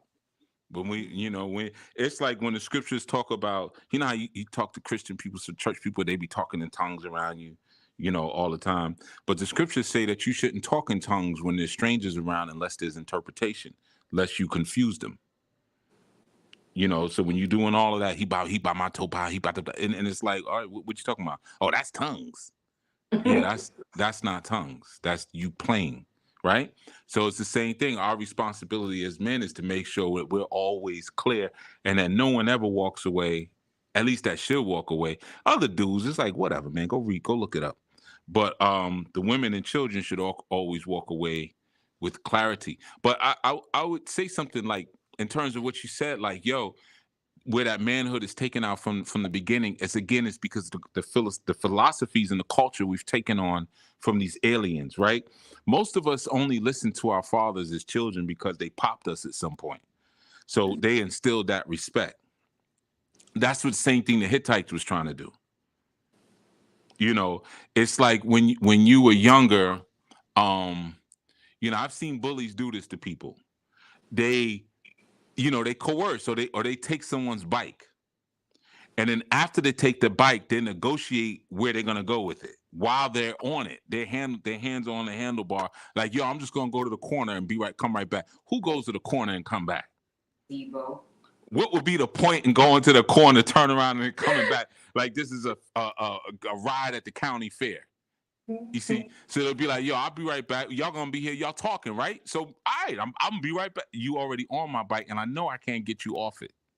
Or when you get pulled over by law enforcement, or I should say you pull over because there's enforcement behind you, you know, and you say, well, am I under arrest? Am I this and that? You're already coerced and scared, you know. So then they negotiate. Well, you could do this, or I could tow your car right now, or you know. So it's that same sort of mentality that we take on. I violate you first. After I violate you and I instill fear in you, then I come back and I pretend to negotiate with you. But see, the story tells you there's only one response to someone who treats you that way, because the fight has already begun the moment you violated me. So then, are they really overcompensating if they are? Because Shorty should have never been out there. True. Okay. Yeah, yeah. Come on, man. Like, what you going to go see the women of the land? So you went out unaccompanied. And remember, she's the little sister. She's the baby. She's the baby. You see? So yeah, absolutely. I mean, you can transcribe this story to many situations in the Black experience. And I'm using the term Black parenthetically for everybody listening. But you can transcribe that same experience when things happen and people get brutalized and stuff, and this is a shame, or stuff happens to the schools, and that's a shame. What were they doing in there? Mm-hmm. You know where you at. You know you're behind enemy lines. This isn't new. This has been going on for a long time. Now let's 1992, Yusef Hawkins. Okay, Bensonhurst, Brooklyn, going to go see a car for sale, gets chased by a mob of Caucasian men, they kill him. 1992. We won't even go further ahead to Amadou Diallo. Yep. See, I don't have to say any of the recent ones. You see, so you already know where you're at. You already, the cats who put the hit out on Amadou, because that was a hit, they are now all firemen. Those police officers. You can look that up. They're firemen. You see? And Amadou was royalty. He was Fulani. He comes from a royal lineage. His I think it was his grandfather was a chief. They killed royalty. They put a hit out on him because of something that, see, this is the true story, something that he witnessed.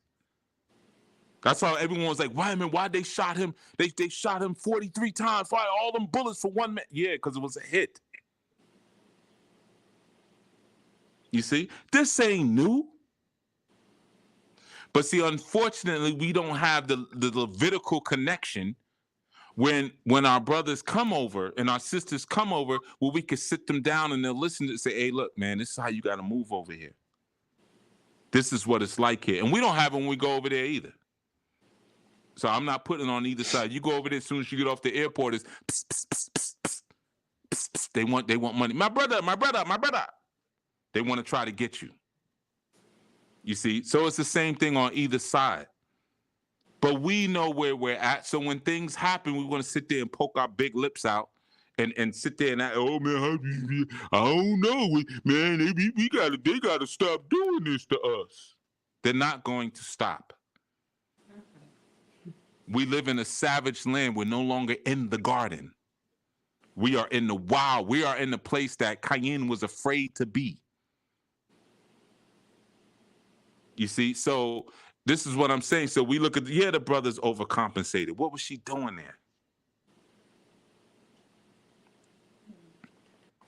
What sort of punishment did she receive? Now, in this society, we couldn't say that because the Eurocentric perspective of Christianity told you that she was assaulted. That's to keep you Africans dumb. She wasn't assaulted. She fell in love with Babylon the same way y'all did. And a lot of y'all came to I knew with them same punk ass stories. Yeah, I got assaulted. And I'm not trying to diminish, because I'm supposed to say that because I got to be responsible. I'm not trying to diminish anyone's story or anyone's pain. And I know I got to say all of that. But I don't really believe it. Now I can say it because y'all don't remember nothing anyway. But half the time y'all come to me with them, so I'm safe. I know y'all remember he said it. No, half the time sisters come to me, this happened to me, that happened to me. Oh, really? Okay. Because what's really in my mind, what situation did you put yourself into? Did that really happen to you, or are you using those terms with me because you know they have power and you think I'm some simp and immediately is going to sympathize to your harlot activities that only yield one consequence: defilement. I ain't shedding no tears for you, and I sure as hell ain't going to go riding for you. All that, our brothers need to protect it. I'm not your brother. Mm-hmm. You're not under my covering, and if you under my covering and you step out and do something like that, well, I hope you know how to handle yourself. You see, so this is what I'm saying. There's a lot in this story to pay attention to for us men of Akibalon. There's a lot to pay attention to. Mm-hmm. And you got to look at Dina, because Dina was the authority of the most, you know how much power she had amongst pagans? You consider the power she had. She had Oprah Winfrey power. Oh gosh. You don't realize the power Oprah has? Yeah. What's the power Oprah has? Right. Well, go ahead, say it quick. She made come on. white women. She influenced the mind. She shuts down men. She No. El Carrara was about to say it. She welcomes Caucasian women into the bosom of her big black titties. Do you know how precious the location of the big black titties are? Where that milk, that cosmic milk, y'all better pay attention. See, y'all think I be saying this stuff to be funny, but when I die and people go back and listen to these things, they're gonna be like, oh, wait, that makes sense. Remember that cat that got arrested for shooting up? He was trying to get arrested in the hotel. What was that, last year? No, it was 2018. And when they arrested him, they put the video online. He was talking about that he was Diddy's sex slave, him and his girlfriend, Cassie. And he was talking about this liquid cocaine that the rappers transport all around. And everybody was putting memes up of him. They were saying he was crazy. I don't remember that. Yeah, well, I'm telling you. And they call it 2C. 2C is the liquid cocaine that Diddy was with. He was telling us about that in 2018, and you can look it up, and everybody was laughing at him. They said, "Oh, this dude is crazy." Then he also said that Tupac is alive in Cuba. He got plastic surgery done, and he's like, "Oh, this dude is crazy." But he said, "Yeah, I'm the sex slave of Diddy, and he pays us and makes me and my girlfriend Cassie do different acts and stuff like that." Right. So the same way I'm sitting here telling you something, watch what's going to happen. Mm-hmm. See, Oprah does the same thing Obama did. Come on into the pools of this melanin. Y'all are safe as long as you're with me. She gives them the stamp. Here, you're all right. You're all right. Come on, you two. Yeah, everybody's all right. I'm But thinking that's- Not a about black Joe Biden. America, there's not a white America, there's only the United States of America. There you go. But that stamp is false. You No, it can't ain't. get in like that though. Yeah, but it ain't a false stamp. Well, how is it valid or authentic if it doesn't work? It does work. For their machine. Think about how many people voted for Joe Biden just because they thought he was Obama's cool vice president. True. I guess I was thinking like, okay, yes, it works for Babylon, but it doesn't work for where you really trying to get into. It doesn't work. Okay, what happened when Yaqub blessed his sons? How important was the blessing of your father? Very important. Was Yaqub a perfect person? No. No. Is Oprah a perfect person? No. But she got the DNA. See, y'all gotta look at this beyond. That's what I'm telling you. They got your mind. The philosophy that they gave you is all messed up. So you don't even see the war that's going on. Why is it Oprah? She's funny. Like Oprah could have been a comedian, but she's not a particularly good interviewer. Wendy Williams conducts better interviews than Oprah. But she's strong. But Oprah has what they see. She's the mammy. They said, "Damn, man, slavery's over. Hattie McDaniels is dead." Stop.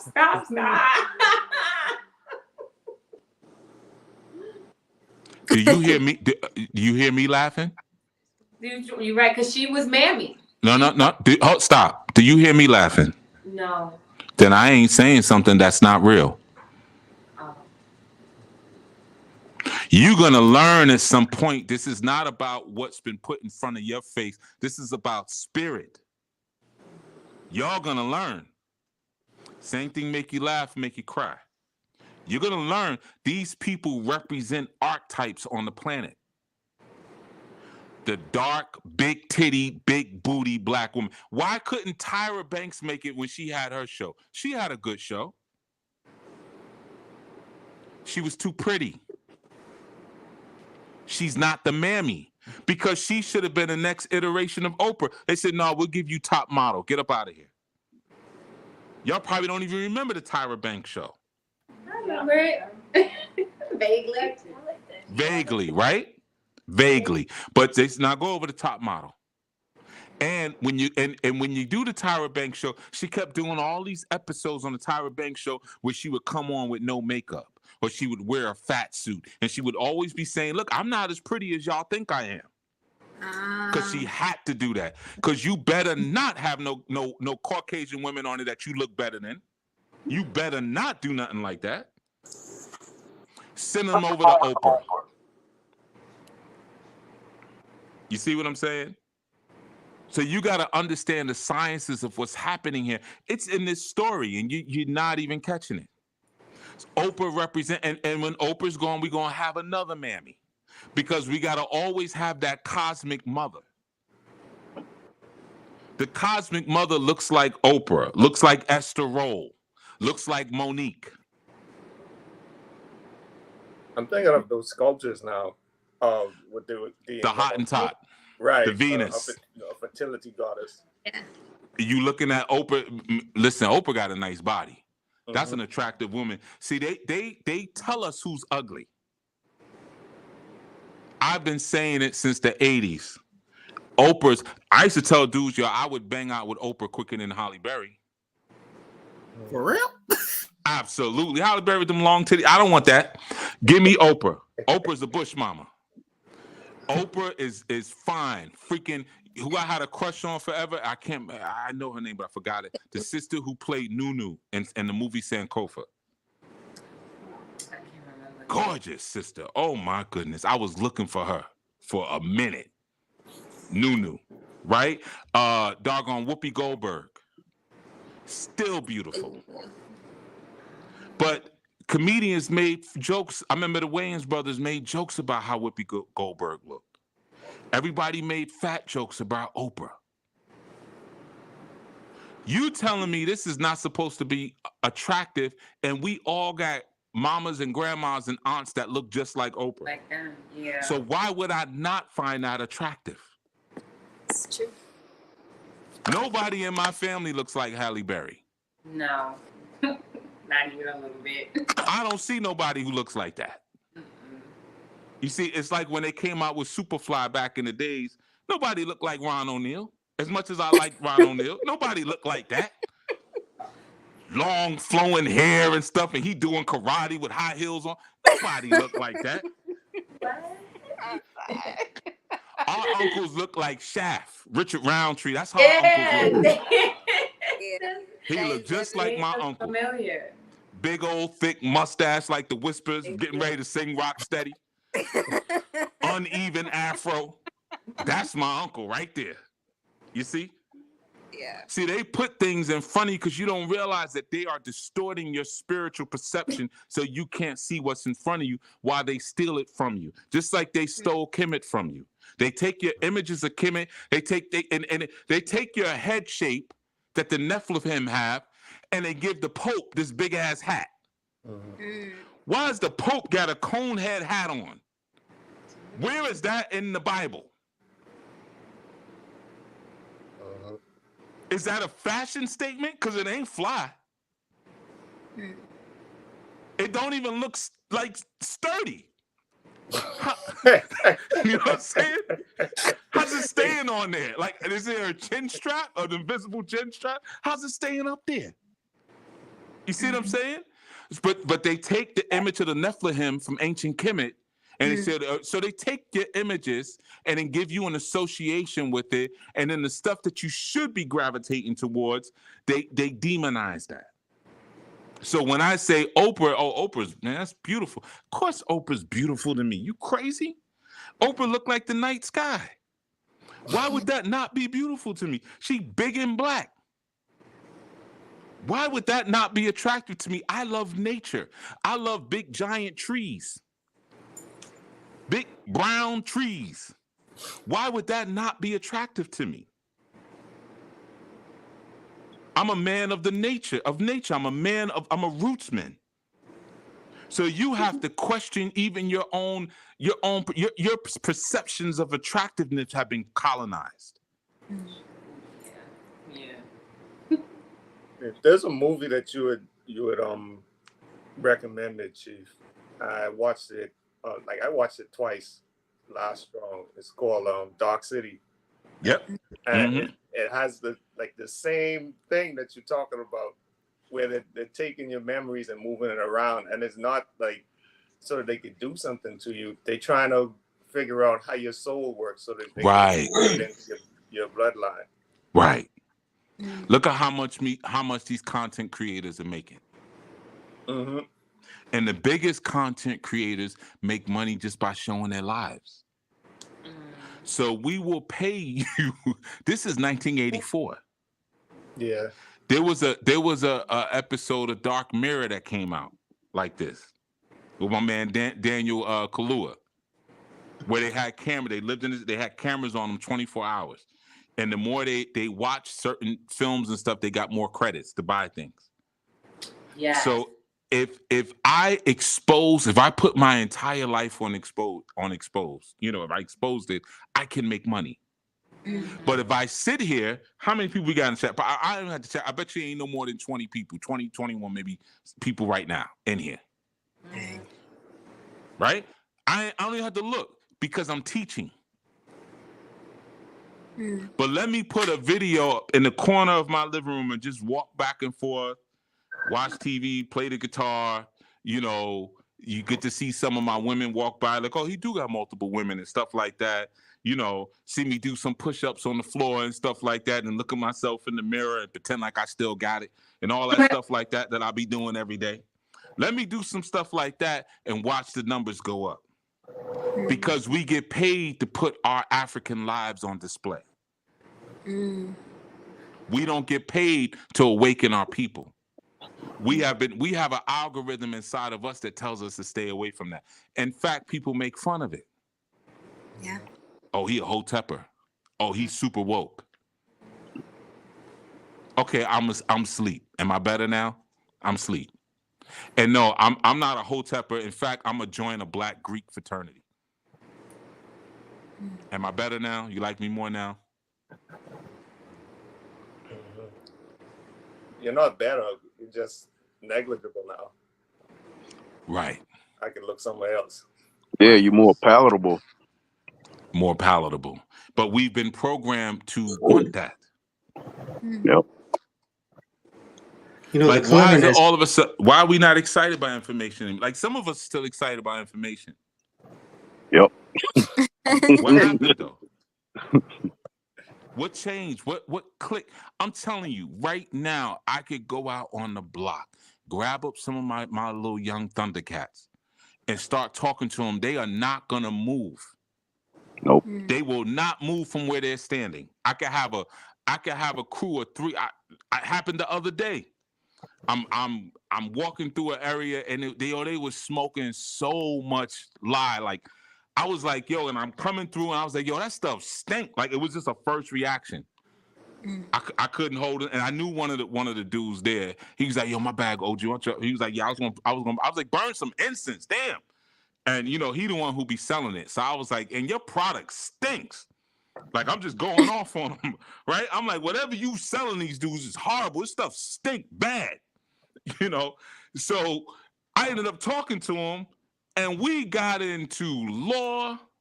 We got into freaking what it really means to be traveling versus driving. I'm breaking all of these things down, and I had to say, look, man, I gotta go. Y'all tired? I gotta go.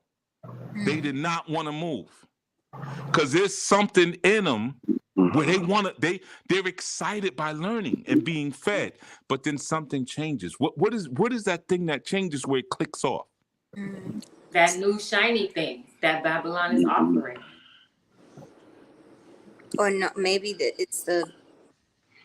I think the weeks. I think when One you of the really things that learn, clicks off is your value, how much you value or where your values are. If I don't value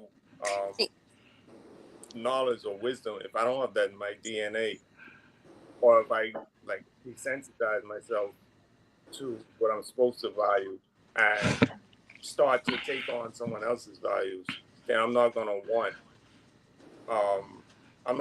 what's good for me.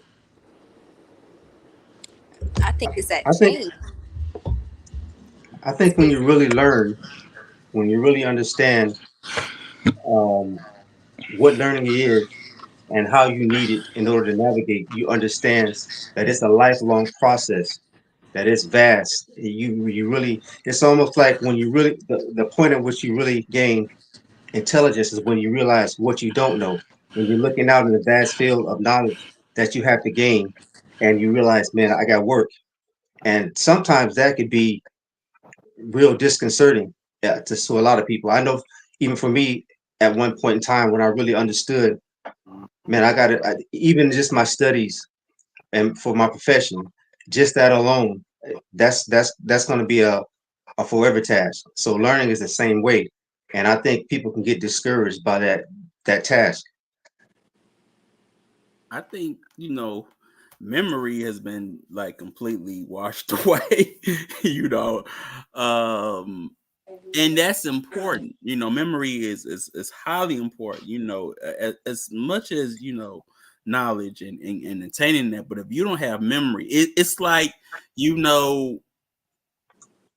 you talk to the youth, even when I was young, we didn't care nothing about memory except for today and the next day and the next day. And you have to really train your youth to have memory, because it is that distorted memory or that distorted view of your own memory that will be used against you.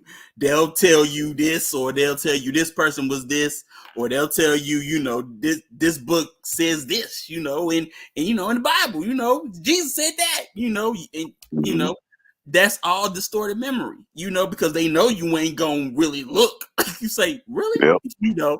You're not going to question, but having that memory, memory is very key and important, man. Like I would say that to anybody, from genetic memory to, historical memory, skill memory, all of that is super important, because that's how you get got. When you don't develop memory, and then you become that zombie, just all about emotion and lower nature, but yeah, I'm done. Yeah, and I think like you look at television programming, you look at the internet, you look at YouTube, you look at some of the shows they showing these kids, all of the flashing colors, all of the different frequencies. It's a lot going on. So I think a lot of that has to do with with the memory aspect, as far as, you being hacked, with everything that's around you, all of these different 5G, 4G, all these different waves is, like, I don't know exactly what it is. It's something I'm looking into studying. Well, it's something I'm gonna study, but it's got to be a correlation between all of that and like memory as a whole. Because I mean, I remember when I was younger, like, I had a great memory, like almost photographic. Then, as I got older, it just went to crap. But, a lot of that got to do with, trauma, head injuries and stuff like that. But, I think it's got to have something to do with everything else that's going on, Another thing I want to add on, we looking at this story, of Yakub. We seen him. Yeah, he was a failure. He failed his family. He failed his daughter. He didn't cover her properly. She went out. She got what she got. But you can also, if you read ahead into right into the next chapter, I haven't read it all the way. But Yah comes back and he tell him, look, man, you're gonna go here. You're gonna build an altar. You're gonna do this, that, and the third. And he went and he did it. And and Yah came back to him and he told him, look, your name is not Yakub no more. Your name gonna be Israel, and that's where I stopped with it. But to me, that's a story of, like, redemption. It's telling me that, like, yeah, you can go through life, you could be given something and mess it up, but as long as you keep trying to adhere to the word, keep trying to adhere to the laws, you're gonna have a chance to redeem yourself or be redeemed. Man, I'm gonna say this. This is why the youth lost today. We talking about how the youth lose it. Y'all lost it. Y'all ain't in touch. Yep. Why don't the youth want to learn? I'm on the street. Dudes between 19 and 23, we'll say. They all tough. They all got tattoos. They supposed to be in a little kick-along gang. That's what I call it, because I ain't afraid of them. Ain't a little kick-along gang. But when I come through, it's OG, and they want to talk, and they want to, whatever I say, they do. But then that's lost. Why? It ain't got nothing to do with memory. None of that stuff. It's the penis clam trap. Oh. That's what it is. Like it, so it goes back to the flesh. That's it. Yeah. Yeah. Listen, that penis fly trap. Think about it for a second here. That bearded clam. Okay? The Wolverine. And we talking about X-Men, Wolverine. Oh, The Gorilla Grip 9000.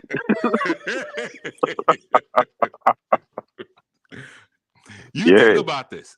See, this is what I'm saying. The stories tell you what's going on right in front of your face.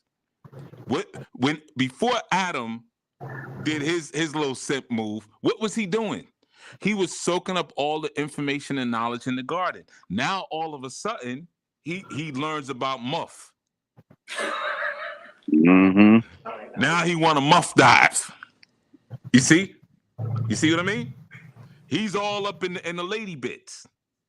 So now that becomes more important to him than the information from the creator. The creator knew that. That's why the creator had to say to Eve, hey, man, your desire is going to be to your husband. Because I know he's going to want your kachuka more than he's going to want me. I already know that. I already know that your cave of wonders is far more interesting than what I'm talking about. So I gotta try to work you because he ain't listening. I gotta work. Hey, look, did you go listen? You better listen to him. Be underneath him. You see? So this is what I'm saying. So what happens? You could even look at yourself. When you were at a certain age and you were like, yeah, man, I'm learning and da da da da da. And then what takes you off the path? I broke this down in the Sky People. What was the woman made for? To civilize the man. Oh yeah. You see? Yeah. So now when that's introduced, now all of a sudden, whatever gets you closer to the hoo-ha is more important than what gets you closer to the creator. So now you don't want to. So now I come through the block. First of all, you ain't gonna be on the block anymore, smoking weed with your boys and building and listening to the OG come down the block and tell y'all this and that and your hair nappy, but you need to listen. You don't want to hear none of that. They only listening to me. Yeah, they acting tough and all that, but the truth is they ain't getting no ass. They would never admit that to me, but you ain't getting no ass. Because if you was, you wouldn't be here smoking weed all day. You be out trying to get something so you could look pretty and shiny to get some more ass. Man, you ain't lying, because working with these high schoolers, I tell you, I really, it's been a long time, but I couldn't believe it. Like I was just driving around and I was listening to this homie, talking to this chick, and I was like, I forgot how dang on high school girls were so dang on giggly. I could already tell she was feeling the dude, like she was like, hee hee, and it was just damn annoying. I'm like, oh, she's so damn giggly, she getting on my nerve. But then I'm looking at this other dude always trying to put his hand around one chick, and I was like, man, you giving her the ick, like for real. She does not like you like that, like for real. But I'm like, hey yo, I want to give him the game, like, hey yo, you looking for guys in the back? They'll hook you up, bro, because you just doing it all wrong. But it's like, stay focused, brother. Stay focused, stay focused, brothers. Stay focused. So it is our flesh that pulls us away from the will of the Almighty. That's what the story is about. You think you're going to get with a church girl and go to heaven. You think because your wife walk around with a head wrap and a dress on and your children got long Hebrew names that cover the whole top of the page, you think you good. So you could do whatever you want because you think that's really your work. That ain't your work, sucker. That's the work of your pastor or your imam or your rabbi. That's who did that.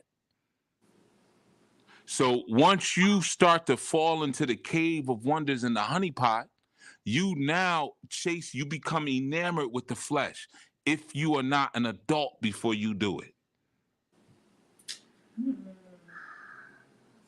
How many people engage in that? And I'm talking about 30, 40, 50-year-old people who do not have their adult mind. Look, we looking in the news where a 54-year-old man is sitting in jail right now because of his lack of sexual control. You 54, you not really horny like that anymore. You might even need a little help. You see?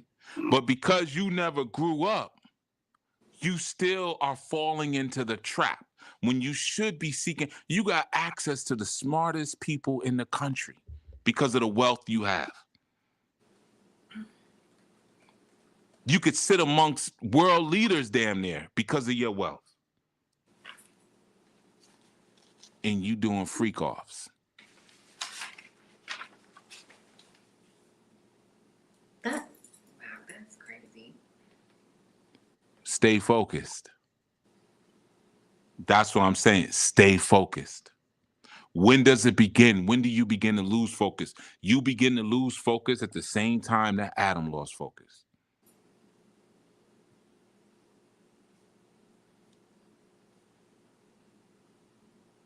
Story never What changes. if, Because it never changes. Because what made Dina so lovable? He fell in love with Dina. She had a great personality. It was her pops. Look, when you see, all right, brothers, you know, sisters, you probably know the same thing. When you see a Muslim sister, is she not beautiful? Mm-hmm. Yeah. See, I didn't even ask which one. Mm-hmm. I didn't even have to ask because they're all beautiful. They all are gorgeous. Why? Because they're covered. They have either no or minimal makeup on. They're soft-spoken. They're feminine. They're quiet. You see, their demeanor is just peaceful. And it makes them so beautiful. And in the back of your mind, you're like, man, I wish I could get me one of them Muslim sisters. If I could just, she would just set my life straight. If I could just get me one of them Muslim sisters. Or why don't you be a good Muslim brother? So maybe I can con my way into the kingdom of that woman. I'll go to the mosque. I ain't really gonna comply like that, but I'm gonna look like I'm complying. And then maybe I can get hooked up with one of those women. I've had somebody say that to me before, by the way. I'm not making this up. I've had somebody say that. Right. If I can get into that community, I got to be careful. But he said, if I can get there and get in good with the brothers, they will probably give me one of their cousins or sisters, a couple of them. Because who don't want a beautiful Muslima? Beautiful and Muslima just go right along together. The name itself, Muslima, sound beautiful. Muslima, right? It sounds like you want to name your daughter. Exactly. You see, so when we look at, if you even look at a sister in the Nation of Islam, you're looking at Farrakhan. Yep. That's why she looks like that. You're looking at Elijah Muhammad. You're looking at Sister Clara Muhammad, Elijah Muhammad's wife. These are the people who said, oh, this is the dress code. These are the type of garments you're going to wear. This is how you're going to, sister, this is how you're going to sit. This is where you're going to hold your hands when you're sitting down. We look at that, oh, that's beautiful. So why don't we seek out the Father? That's where the knowledge of how to create that came from. Don't you want a daughter like that? Mm-hmm. It's like he said in Coming to America, man, you got to get in good with the daddy. So you should go to the Father. See, that's the science of the story. So in this story, the prince could have went to Yaqub. You have a beautiful daughter, and I know she's a reflection of the beauty of you and your culture and your God. I want in. What do I have to do to get in? Because if you could produce that one daughter, I know you can produce more. And you can show me how to produce that if I seek out your wisdom and your knowledge. But instead, he sought out the flesh and thought that the flesh was the key to get in and not the knowledge.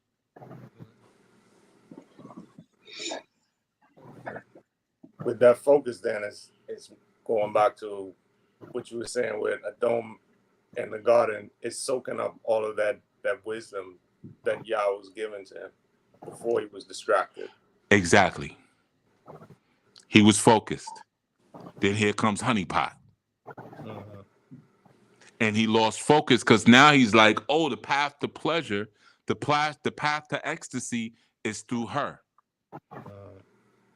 What is ecstasy other than getting it? It's a feeling when you feel like you're one with the Creator. Mm-hmm. The Creator comes through and speaks to you. You're one in those moments. Why would you place that for a detour? So that's why they call the orgasm the little death. They say you see God when you orgasm. The small death. The O in orgasm. O is the spirit of it's calling forth the spirit. Oh God, oh God. Exactly. You're invoking the spirit. So now, and imagine this. Think about this. What was Dina getting? A prince. Who wants a prince of nothing? A prince of a effed up culture, of a effed up community. Who want that?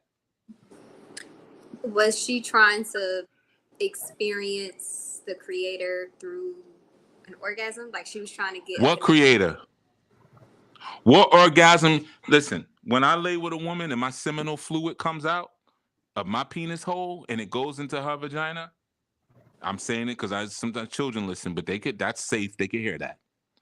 When my seminal fluid goes into her vagina, that's God leaking out of me and going into her. I'm negating myself. It's like when the creator blew the breath of life into man. I'm leaking and I'm secreting my God force into her. But my God force comes from my God. So how could she be closer to her creator when he's bowing down to Baal? Yeah. If anything, that's so the only thing he's secreting into her is Baal. That's why she was defiled. That's why she was defiled. Because now you put something unholy on holy inside of holy ground. You planted the wrong seed within holy ground. And now it ain't holy anymore. It ain't good for nothing anymore. Have to be retilled. Maybe, or set free. Yeah. Yeah, let the spirit be set free, because we can't do anything with this now. This is toxic land now. To the streets from whence you came. Exactly. Send you right back from whence you came, because now you're owned by that Elohim that's been secreted into you. So though that stamp has been put on them, I'm gonna come back and pretend like I'm doing it the right way. Like I'm asking, but I already took it. She's at my house right now, but do you mind giving me your blessing? Right. Yeah. Ask forgiveness instead of permission. Well, isn't that what you do when you pay taxes? Dang. Aren't you afraid to go to jail, right? Yeah. Because they showed you their might. And then they say, oh, sign this so you can, sign this I-9 form and stuff like that for your taxes. You're going to give it to me anyway, but just make it look good. Right. Yeah. That's basically what it is. So in essence, on the low, they were trying to introduce new gods into their tribe, into their circle. Yes. And they did a great job. They did, because that's exactly what they did. That's what the negotiations were. So when they offed everybody, it's like, because that's how you deal with that. We have to purge that. We got to purge that, because I got to speak the only language that you speak, because you operate in the flesh. So I got to deal with you from the flesh. There ain't no spirit in you. See, we all said Muslims are beautiful. We don't even know which one. Even the ones that ain't pretty, they're beautiful. But we know one thing: every brother here, you better not violate her. Yeah. See, we all know. We don't know what's behind there. You just kind of know. Even if you saw that Muslima and she said, I just came to this country, I live by myself, I have no family, I have no friends, you still know something bad would happen to you if you violated her. You could just feel it in your spirit. This ain't nothing to play with. There's a brother named Muhammad behind the bush. I know. Right. Yeah. This is something that I should not play with. But the reason you know that is because you have that same spirit within you. And remember, her name means authority and governed. So why did he not respect her authority? Because he didn't have that spirit in him to even do it. He was a complete beast. Yeah. And thinking back to what you said earlier, Chief, about the overvaluing of the flesh. I was thinking about when Yahushua said, if your right eye offend, you pluck it out. Your left hand, your right hand offend, you cut it off. And thinking about preservation, I remember when Bob Marley had like that cancer, right? That he could have just cut off. He could have, right? And he had the melanoma. But he had that. I think what was the joke he made? Or people around him was like, "But then you won't be able to dance no more." Mm. You know, he just kept it. Works of the flesh. Yeah, and some of the things that we keep but then you won't be able to do blank anymore if you cut it off. Right.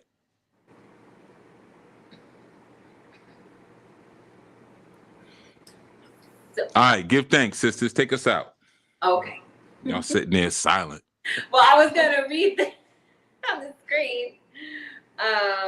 Okay, well, glad you like it. Mr. Como, Brother Como. Read it? Yeah, go ahead. Yeah, I mean, y'all gonna take it up and down? Come on, now you messing us up. Sorry. Through this build, out of many of the topics discussed, I realized that I need to become better at extrapolation of the scriptures and of daily scenarios in various aspects in life. Give thanks, Chief. Okay. You should have been realized that, Brother Michael. I ain't even accepting that. F that.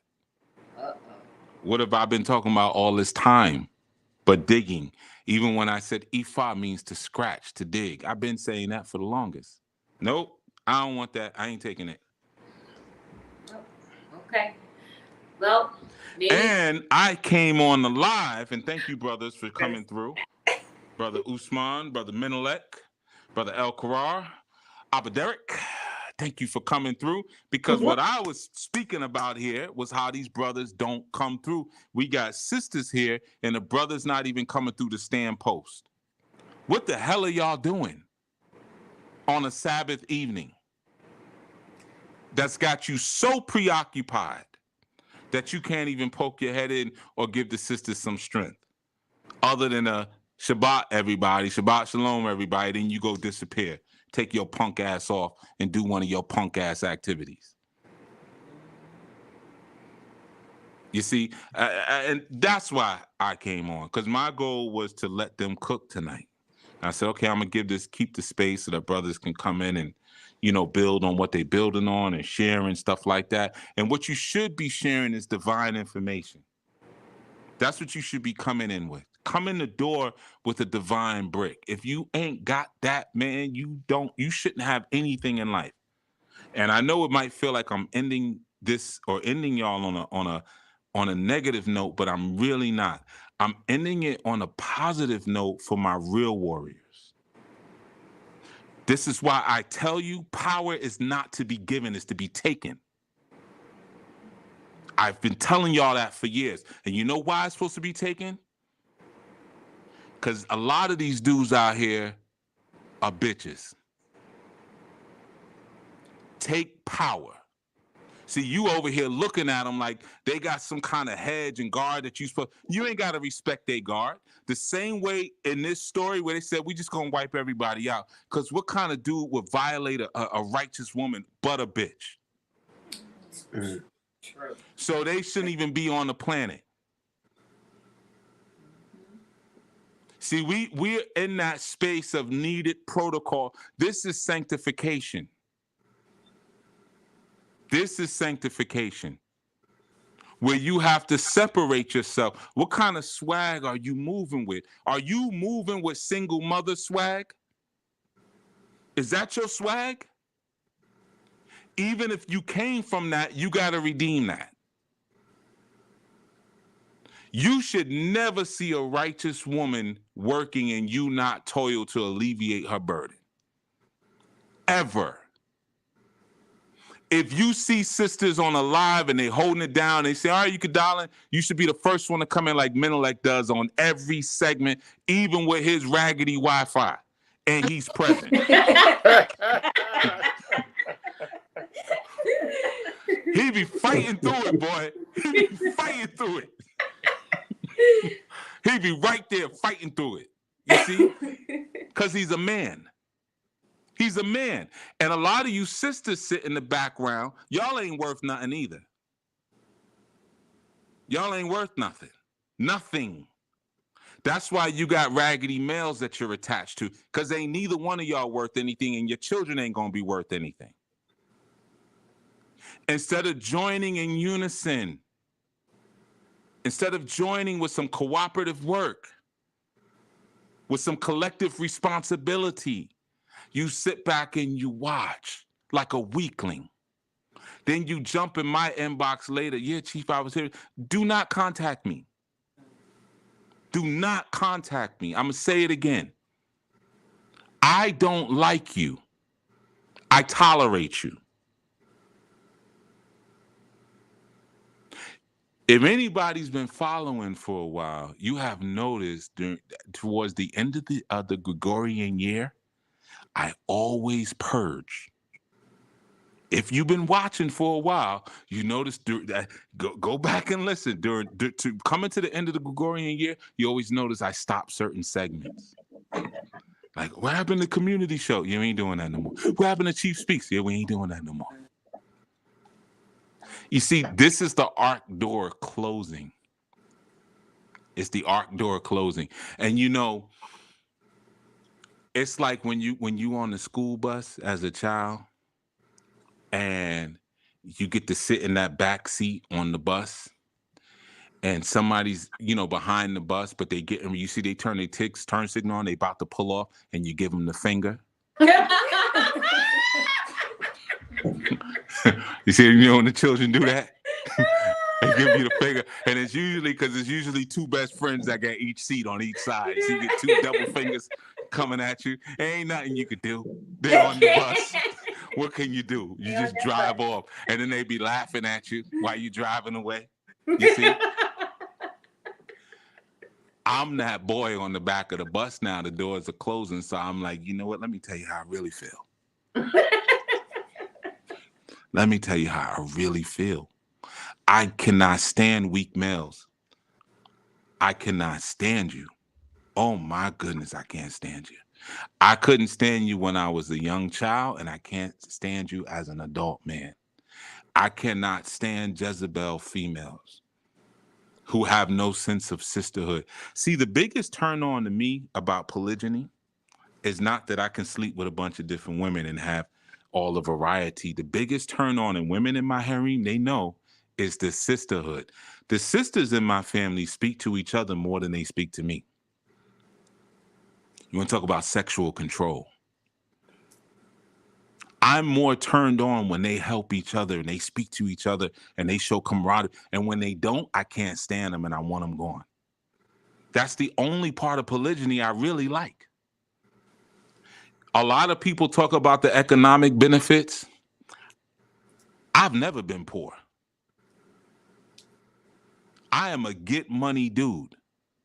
I just don't talk about it. I have always been rich since I was like, let me see. My first business I started, let me not tell y'all. Hell, whatever. I started selling weed. I started selling weed when I was 8. Whatever. Yeah, whatever.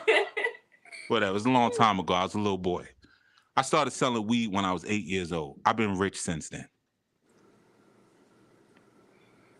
I stopped selling weed at 13. Let me just clarify some things. Right. With the end date. The end date for that job. Mm-hmm.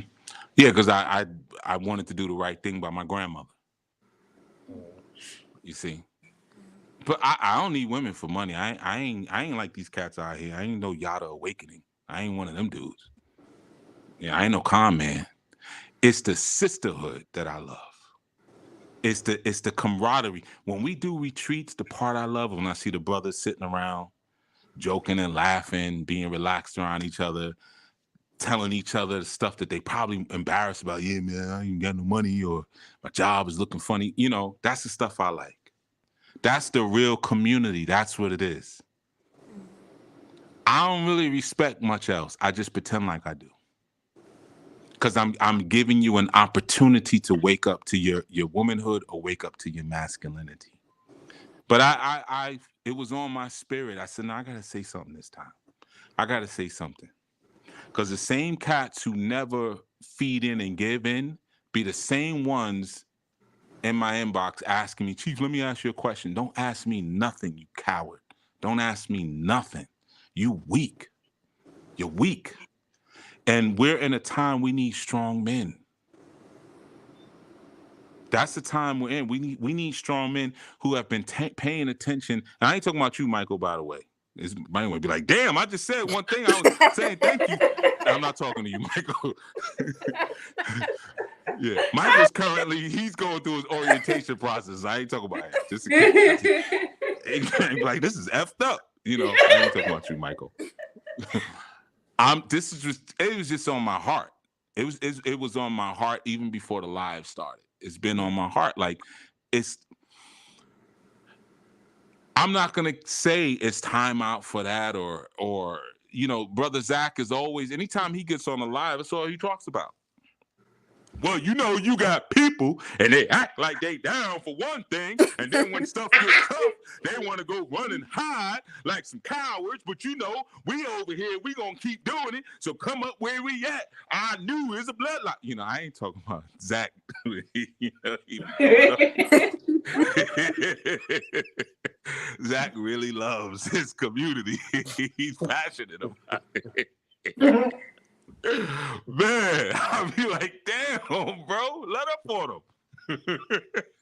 You know, I ain't talking about that, but I'm saying we are living in a time now. If you can't see it and you still trying to be cute, if you still trying to be pretty, if you still rather get the pink camo from Shane instead of the steel toe boots that you really should be wearing, you know, if you don't realize that the war is on, and if you're not catching that and you're comfortable, I broke this down in my last segment, you're going to die in Babylon.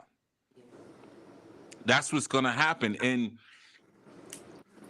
I don't particularly have this great love for feeding into strangers.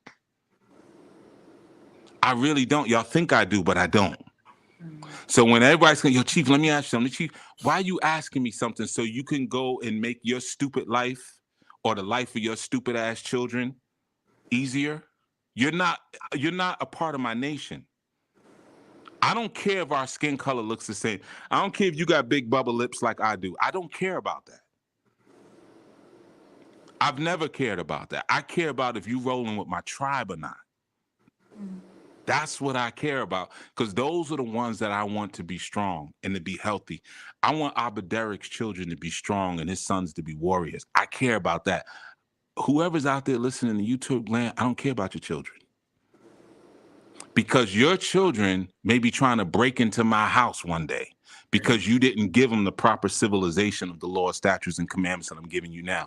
So why would I want to make them strong? I don't want to feed them. So I look at some of you the exact same way. I'm going to be honest with you. You see? And just because you say, well, you know, I'm into the Anu, you ain't into Anu, because what are you building over here with us? A Shabbat Shalom in the chat ain't building. What work are you feeding into? How are you resurrecting the people around you? If your parent, if your mother, your father is a mentally dead individual, what are you doing about it? What name do they call you? Do they call you by your divine name, or do they call you by your mentally dead name? Because if your parents still call you by your dead name, you're not an adult yet. My father always called me Baba, and I called him Baba. My uncle calls me Baba, and I call him Baba. Sound weird, doesn't it? We're all men. We all grown-ass men. You see? So I just felt the need to hold it down for Brother Zach. You know, I'm gonna play with him and put it out there. But you know, there are things that we don't grow up with, and we need help with. And it's one of the beautiful things I love about older people, in particular older Southern people, because they have a class about them an unapologetic class about them that I really, really appreciate, because they will let you know when you are behaving in a classless manner. And they will do it in a very short and quick sort of way. And I have always, and I don't necessarily have that. I didn't grow up in the South, so I don't necessarily have that energy, but I am so appreciative of it when I see it. Like, maybe when them brothers was smoking and I walked through, I might have said, hey man, y'all shouldn't smoke on the corner, because people got to walk through it. Maybe if I was from down south, I would have said that. I'm like, man, this stuff stink. It's cheap ass weed, y'all. I'm not gonna say the things I was saying because y'all won't think I'm holy. But I was saying some naughty words to the young warriors, But yeah, that's what I'm saying, man. We got to get to that point where we can check each other. And if you're afraid to get checked or you're offended by the check, you probably a Hittite. That's what it probably is. I love criticism. I love it. Because all it's going to do, whether your criticism is correct or whether it's incorrect, I'm going to be better. There's one inevitable result of your criticism. If your criticism is wrong, then I have to receive it and decide how I'm going to process it and negotiate the truth with you. But I get an opportunity to see what my ego feels like doing. If it want to be froggy. You see? No, that ain't what happened. No, see, you wasn't. I could do that. You see? Or I could say, well, that was wrong, but I do want to understand your perspective. I want to understand where you're coming from, even if it was incorrect, because I want to be your friend. Let's be friends. You see? And we might be friends off of a wrong perspective. That's okay. One of my closest friends to this day, we had 7 fights when we were young. That's how we met, fighting. I beat him up 7 times. Yeah. I don't bring it up to him. I brought it up once when we got older, and by then he was playing college football and stuff. He was huge. And we were in the back of my man Bobby's pickup. We were sitting in the back and we were joking and laughing about it. And he stood up in the pickup while it was moving. And he said, "What about now, mother effer?" And I said, "Oh, man, sit down, man, relax." Man. But it was one of them sit down. We're like, I ain't fighting. And these big giant football be pummeling on me, all roided up. I know human growth serum. He don't be pummeling me in the back of this pickup truck. Ain't that much karate. I don't know that much karate. God dog. I said, "Oh, man, sit down, relax." A little nervous laugh. But that's my boy, man. To this day, that's the homie right there. But we met fighting, And in the last time we fought, I remember we were both sitting there out of breath, and I said, "This is stupid. We should stop fighting." And I was like, "We should be friends." And that was it. And man, no, that wasn't even it. We became blood brothers that day. He took a knife and cut his thumb, and we smashed our cut thumbs together and smushed our blood together. Crazy, right? Is that the Levi aspect? Yeah, right, exactly. That's what we did, those kind of rituals back in the days when, that's the natural stuff. If you leave Africans alone, they start doing stuff like that. Yeah. But sometimes you might make a close friend from a disagreement if you can remove ego from the space. Because all it is if you say something about, if you critique me or whatever, you just opening up your mind to me, and you want me to open up my mind to you. That's okay. That's good. What else? How else would we want to build a friendship? And we might still disagree. My friend, I'm taller than him. I've always been taller than him. Our height doesn't agree with each other. You see? But I would pop somebody for him and his children to this day, and his wife. You see? And I know the same for him because he was a Marine. He went to the Marines and all that. He came back even bigger.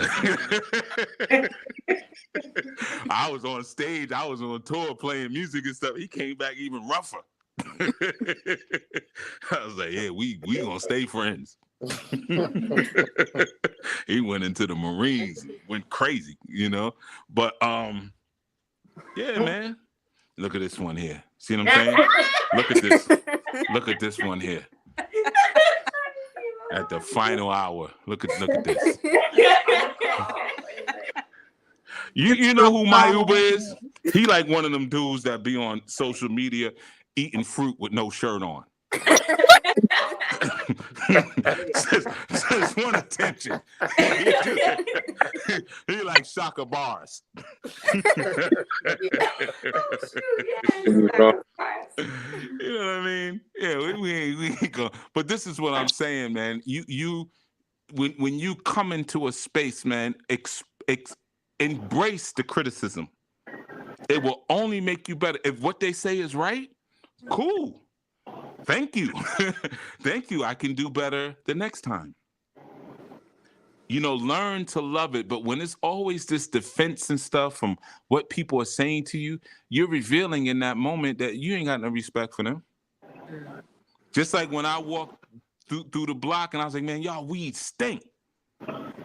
You know, ain't nobody said like, yo, who the hell is this mother F, you know? And I was coming from like a meeting, so I had on hard bottom shoes, button up shirt, all, you know, I'm looking corporate-y. So someone could have easily been like, yo, you better watch your mouth. You know, nah, because they respect me. They respect me. There's love there. Because they know even if I'm running late and they see me moving and, yo, OG, I got a question. OG, they know I'm going to stop. I'll make myself late. Because what's more important, the bag or the Warriors? Warriors, we at war. See what I'm saying?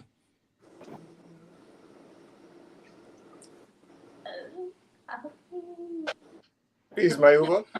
That's everybody. We're about to close out. Oh, I think he's frozen. Oh. Okay. Okay. No. Okay. He moved. Oh no, he's There you moving. go. It's like the movie Tron. Yeah, I'm here. Okay. Okay. Are you guys? We're about to close out. What you got, brother? You joined at the final hour. That's okay. That's okay. Where's I your have break? to, What? What did you say? You say you're gonna come in on the next I one? have to go back.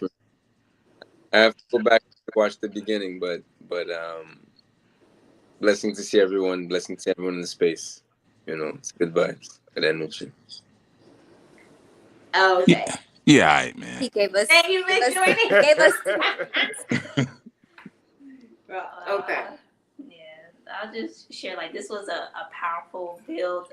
Listening to it, like, I didn't even know. I'm like, you know, kind of like falling asleep a little bit. I'm tired, but I mean, I would stay up for hours listening to this because this, you know, I think what was shared this evening is so important. It's like the most important thing is what we should be talking about, and just like the energy and the fire. And for any woman that's listening who is like just out there not uncovered, I mean, in these times, it's just like, that just seems like the worst thing that you could be uncovered. Yeah, it's just, yeah, you're gonna perish too. So that side. It ain't that bad, man. Okay. It's not the worst thing to be uncovered because no woman is ever uncovered. It's just who's covering her. Then you either covered by your Avalon or daddy or Yeah. an actual person from your tribe, a man from your tribe. Okay. Some women I'm not even gonna blame it on women. That's why that dude's sitting in jail now. Because you have males and females who said, I will do anything for $5,000. Yeah. I will give you anything for a publishing deal, for a record deal, or for an endorsement deal. I will give you anything. Yeah. And they were okay with that. They were fine with it. They're going to pretend like they weren't fine with it now because they have to do that. But they were fine. They were okay with it. Yeah. Because part of me is like, if it was, I came up in that industry, and my father came up in that industry. I know that industry very well. They were fine with it. Yep. While you was accepting your award speech, your award speech, or whatever. Like you happy with that statue, right? The little trophy, whichever trophy it is, all of them. You could have went right back down to Vegas to one of them lounges off the strip, and you could have sung your songs and rapped your raps there at the open mic if you wanted to be an artist. You didn't necessarily have to be on the big screen to be an artist. I make songs all the time that no one will ever hear because I'm an artist. I'm sure Menelik paints crap all the time all over the damn house, you know, that no one, he like, this is for me. Damn, Marcus. See? Exactly. You see?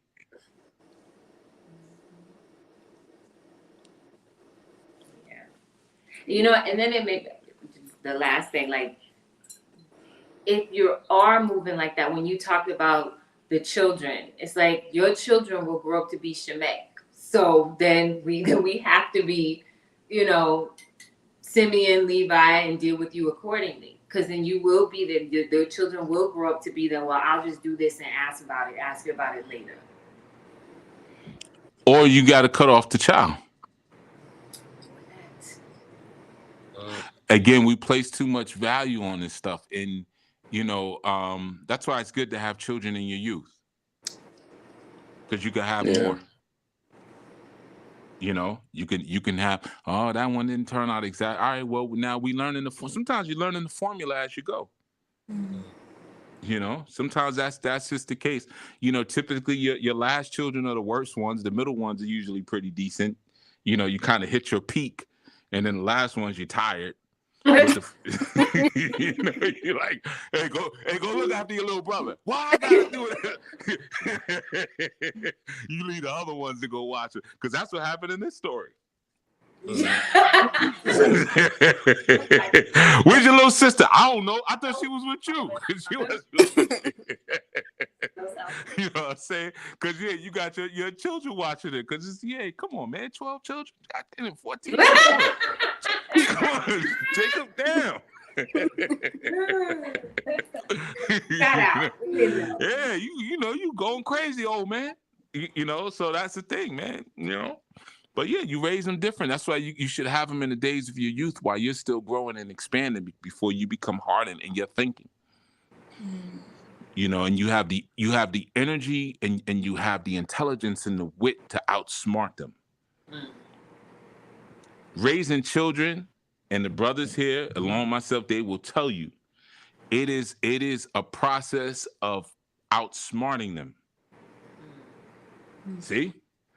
It ain't about who's stronger, none of that, because you might go down that route and treat your children like, you know, the prince in this story treated Dina, and you know, give them trauma by beating them up first and then saying, now listen to me when I'm talking to you because I love you. You might go that route, or you might just be real smart. Let me tell you something, man. My father told me something when I was real young, and it stuck with me forever. Something got stolen in the house. I don't remember. Me and my brothers was always taking stuff we had no business touching. And he always knew what was going on. And I remember he, you know, I think a beating was probably getting ready to come. I don't remember what it was, but he knew it wasn't me because he asked what happened. And I said, Spider-Man. I said, well, maybe Spider-Man came in through the window. And took me out. I'm surprised he didn't laugh in my face, but he kept a straight face because I was serious. I'm really trying to figure this joint out. Now, obviously, he knew my older brother did this thing, but I'm like trying to. He said, "Y'all better tell me something." It was one of them, you know, when the father lines up all the children. Somebody better know. Somebody say something. So my stupid behind stepped forward. Like I got an idea. I said maybe Spider-Man came in through the window, and he took it off the kitchen counter, and then he went back off. And I remember he was like, "Okay, man, go to your room." Right. Basically, he was like, go write some of your poems. This is the creative. This is my little creative one. Oh, well, I know it wasn't you. Let's go sit down somewhere. Right, exactly. That happened multiple times, man. Now that I'm older, I realize. I remember one time he found a porno in my room, and Spider-Man put that there too. no, I didn't know what it. He knew I didn't know what it. That's the first time I had ever even seen a vagina. And my brother hid it in my room. Oh, And when I saw it, I guess he saw the reaction on my face because I was staring. I'm like, and he was like, "Where'd this come from?" Now I don't know. I'm just staring at it, and obviously he knew. Like, yeah, this kid though. I thought it was gross. I was like, "What the heck?" What is that? Because I was still at the age where I thought girls peed from their butt. So I'm like, what is this? Why is this? You don't need this. Why is this there? But he said something to me that stuck with me. I'm going to tell you what you got to have as a father. This is why it's important for men to be knowledgeable. Mm-hmm. He was getting ready to beat us up about something. I don't remember what happened. I think it was a thing with the Spider-Man thing or whatever. And he said, and you know how I know what you do before you do it? He said, I know that's what you're wondering. And I was like, how does he always know when we do something foul? And he said, because God tells me. That messed me up, man. I'm saying I was messed up for years. Like I didn't get over that till like after high school. Like I really had this thought in my mind, like my pops was plugged in on that level. And like God was really telling him, like when I was putting my fingers in the peanut butter and eating it right out the jar and putting it back. Oh man. I swear I really had this in my mind, like, yo, God is really, because he's constantly catching us.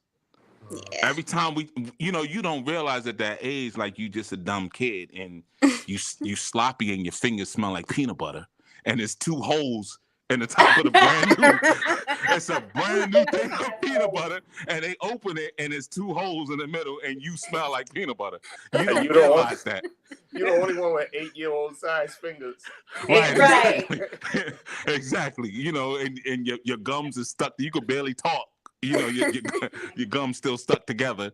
But you don't realize that at that age. So when a black man is intelligent enough to look at his child in the eye and say, I know when you do something wrong because God tells me. That's some psyops for you. That's some psyops. See, that's what parenting is about. Yeah. That's what it's about. Being able to use your wit and your ability to always show your children who God is. Until they become God. Then you call them Baba, like they call you Baba.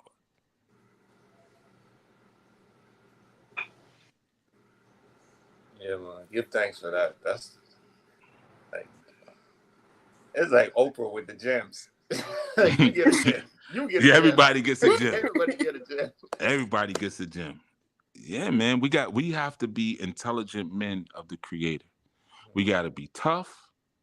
We got to be physically in tune. We got to be mentally in tune. And we have to be spiritually aligned. We got to do all that at the same time. And we can't complain about it, not even to each other. If you complain about it to each other, you're going to not like each other. And we got to always be inspiring courage and progression in each other. No matter what level you're at. It doesn't matter what level you're at. Always be inspiring that in one another. And watch how strong and robust things get. Yeah, older brother who I know, he used to be my landlord. And every time I saw him, I was like, how I go? Like, what's up? And, how you doing? And it's always the same answer. If I complain, I'd be a sissy. And I always kept that in my mind. Anytime something was happening, I complain, I'd be a sissy. And that's real. I mean, now I take it to my mother. I'll mirror that. She used to always say, one thing I can't stand is a complaining man. Yeah, complaining man. A whining man. I can't. And she would always bring up sissies. It's so funny you say that. She would say, now that's a sissy. A sissy you ain't supposed to say this language, but whatever, man. We don't get a lot of views Whatever. anyway. Right. But she would say, anyway. she would always follow it up with, now I ain't talking about a faggot. She would always say it like it would go hand in hand. Because a sissy and I know some together sissies. It would always be the like I could finish the sentence. Yeah, you know some together sissies. You not talk about that, you know. But you know, there's a difference between a sissy and a faggot, you know. But I don't let no complaining man. Okay, I got it. No complaints. I got it. I'll go get the Neosporin and the Band-Aids myself. Thank you. Yeah, that's what men gotta be. Men got to know how to patch themselves up while they're going. And what we need from other men is tips on how to do that. I heard Abba Derek say head injury. The man in me made a note. The man in me didn't say, ooh, I wonder what, I know he was in the military. What the heck happened to him? That's not what I said. The man in me said, oh, so he probably knows how to recover from some of that. I need to tap into that later when we get a chance to talk. That's what the man in me said. That's what we need to be pulling from each other.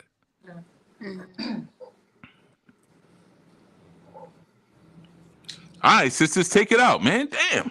All right. Give thanks for all the brothers for joining, even if it was a little late. But we'll be here next week. Mayuba. His name is Mayuba. Even if it was.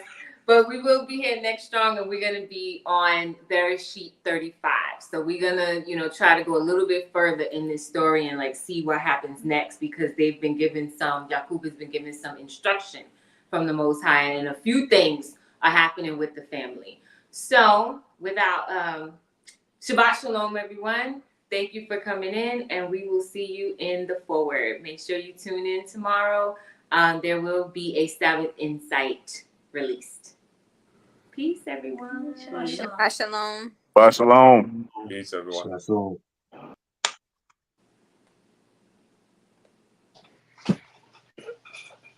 Yeah. Black rose on this red road. Here we go.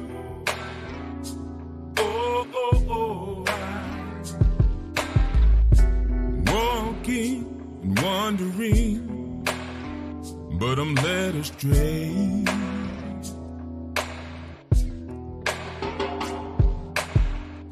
Search within, trying to find the right way.